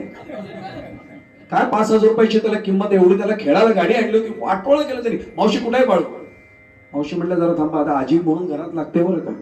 आजी असले की घरात बफर झोन आपोआप निर्माण होतो, नाहीतर हटकन बसलेलाच असतो. आजी जरा पदराड, मावशी पदराड घेऊ नका त्याला, त्याची शिक्षा त्याला मिळाल. 5,000 रुपयाची किंमत आहे का त्याला? जवळ बोलून विचारतात, अक्कल नाही तुला? 5,000 रुपये म्हणजे माहिती आहेत का? नाही माहिती. म्हटलं कारण तो निरागसच होता. 5,000 त्याला काय माहिती? 5 वर्षाच्या मुलाला 5,000 कमवायला काय करायला लागतात माहितीये का? नाही माहिती. म्हटलं निरागसता गुण पाहतोय बघा, काय आनंदी होता, काय वाटत होतं वडील ओरडतात त्याचं. अरे मूर्खा, ती गाडीची वाट लावली तू. आता तो असंच असं नाही बोलला, मी दृष्टांत वापरते म्हणून सांगतो. तो म्हटला बाबा 8 दिवस मी गाडीचा आनंद घेतला, पण मला आज सकाळपासून मी बेचैन झालोय. मी रिमोटनी ती गाडी वळवतोय, ती गाडी वळते, थांबते, सुरू होते, बंद होते, मी रिमोट दाबतोय, आत कोण बसलाय? पण आता वडील सॉफ्टवेअर इंजिनियर होते, चिडले. ते काय हार्डवेअर मध्ये नव्हते, पण सॉफ्टवेअर असं तरी ते म्हटलं मला हार्डवेअरचा विचार कसा नाही मनात आला. ते म्हटले तू फार शहाणा झाला रे, 5व्या वर्षी इंजिनियर समजतो का स्वतःला? आता याला इंजिनियर म्हणजे तरी काय माहिती होतं? नाही म्हणलं तुला माहिती कळलं का मग आत कोण बसलाय? कळलं म्हणले. हो कोण बसलाय? थांबा म्हणला. तो आत गेला आणि एवढा सेल घेऊन आला. बाबा हा जर आत असेल ना तरच ती गाडी रिमोट दाबल्यावर काही करते, हात निघाला काही नाही होत म्हणले. आता लक्षात आलं असेल, तो आत बसलाय ना तोपर्यंत हे सगळे उद्योग आहेत. तो निघाला हे 5 वर्षाच्या मुलाला कळलं. 5 वर 0 येऊन गेलं. मला जर कळत नसेल तर काय उपयोग आहे? म्हणून बालकाला सुद्धा गुरु केले, कारण त्या बाळाने आमच्या वडिलांचे डोळे उघडले आणि त्याला कळलं की अरे हे शोधलं पाहिजे आत कोणता सेल आहे इथे, हे लक्षात आलं पाहिजे. 20वा आहे कुमारी आणि कंकण. अगदी बरोबर तेही अर्ध्या मिनिटात सांगतो. जुन्या काळची गोष्ट आहे. आपल्याला कल्पना आहे की मुलगी बघण्यासाठी जेव्हा यायचे म्हणजे वधू परीक्षेसाठी, त्यावेळी ती दांडगट मुलगी हे पहिले बघायचे. याचं खरं कारण सांगू का? नावाला वर पक्ष असतो पण घाबरूनच असतो. त्याला भीतीच असते जरा की जर ताकद जास्त असेल तर आपल्याला सहन होणं कठीण आहे म्हणतात.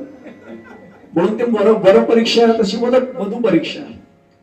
एकदा असेच वधू परीक्षेसाठी लोक येतात हे, आणि नेमके हिचे आई वडील बाहेर गेलेले असतात आणि घरात ती बघते की आता दुपारची वेळ, बरं पूर्वीच्या वेळी असं नव्हतं कार घेऊन आले लगेच निघाले.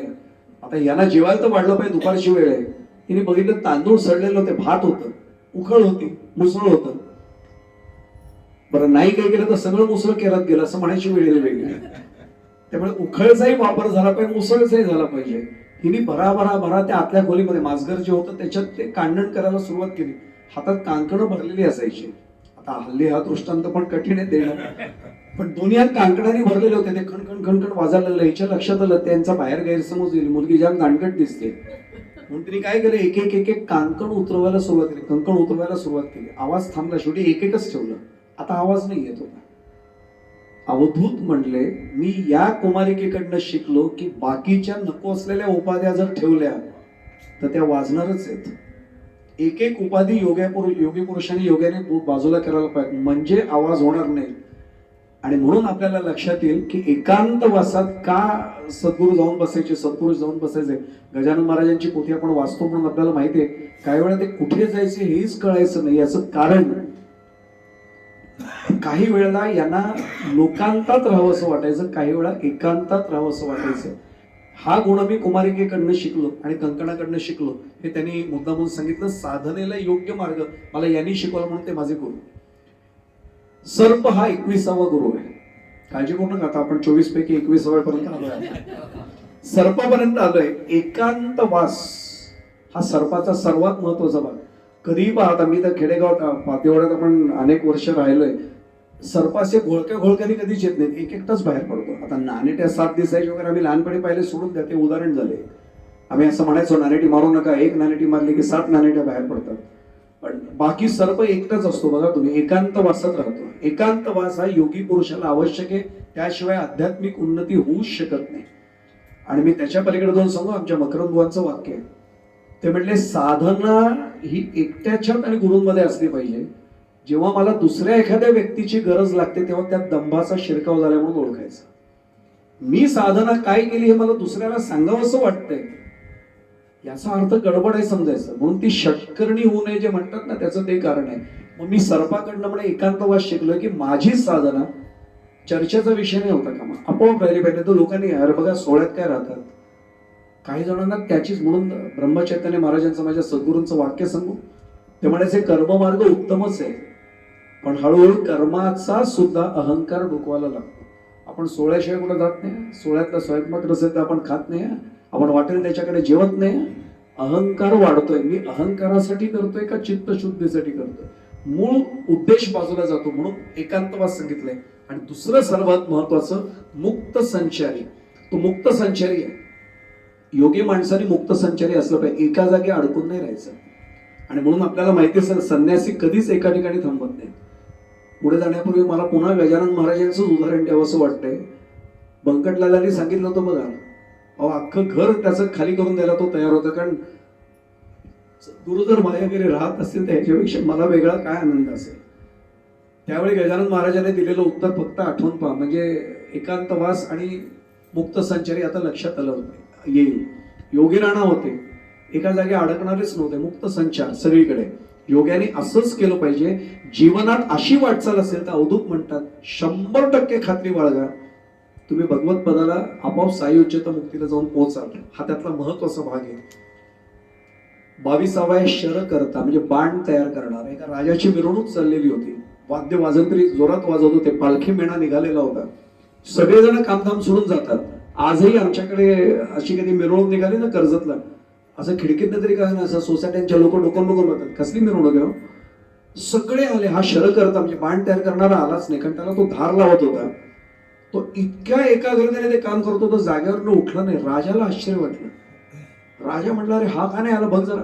तो प्रधानजी आला विचारायला, महाराज चालले, तुला वाटलं नाही की? त्याला हलवल्यावर तो जागा झाला. नाही महाराज चालले, तेवढी मिरवणूक चालली. कुठली मिरवणूक? म्हटलं तेवढं तुला काहीच नाही लक्षात आलं? नाही म्हणले. का? तो म्हटलं हे एकाग्रता नसेल तर बाण तयार होणारच नाही नीट. मी एकाग्रतेने माझ्या कामात फक्त लक्ष ठेवलंय.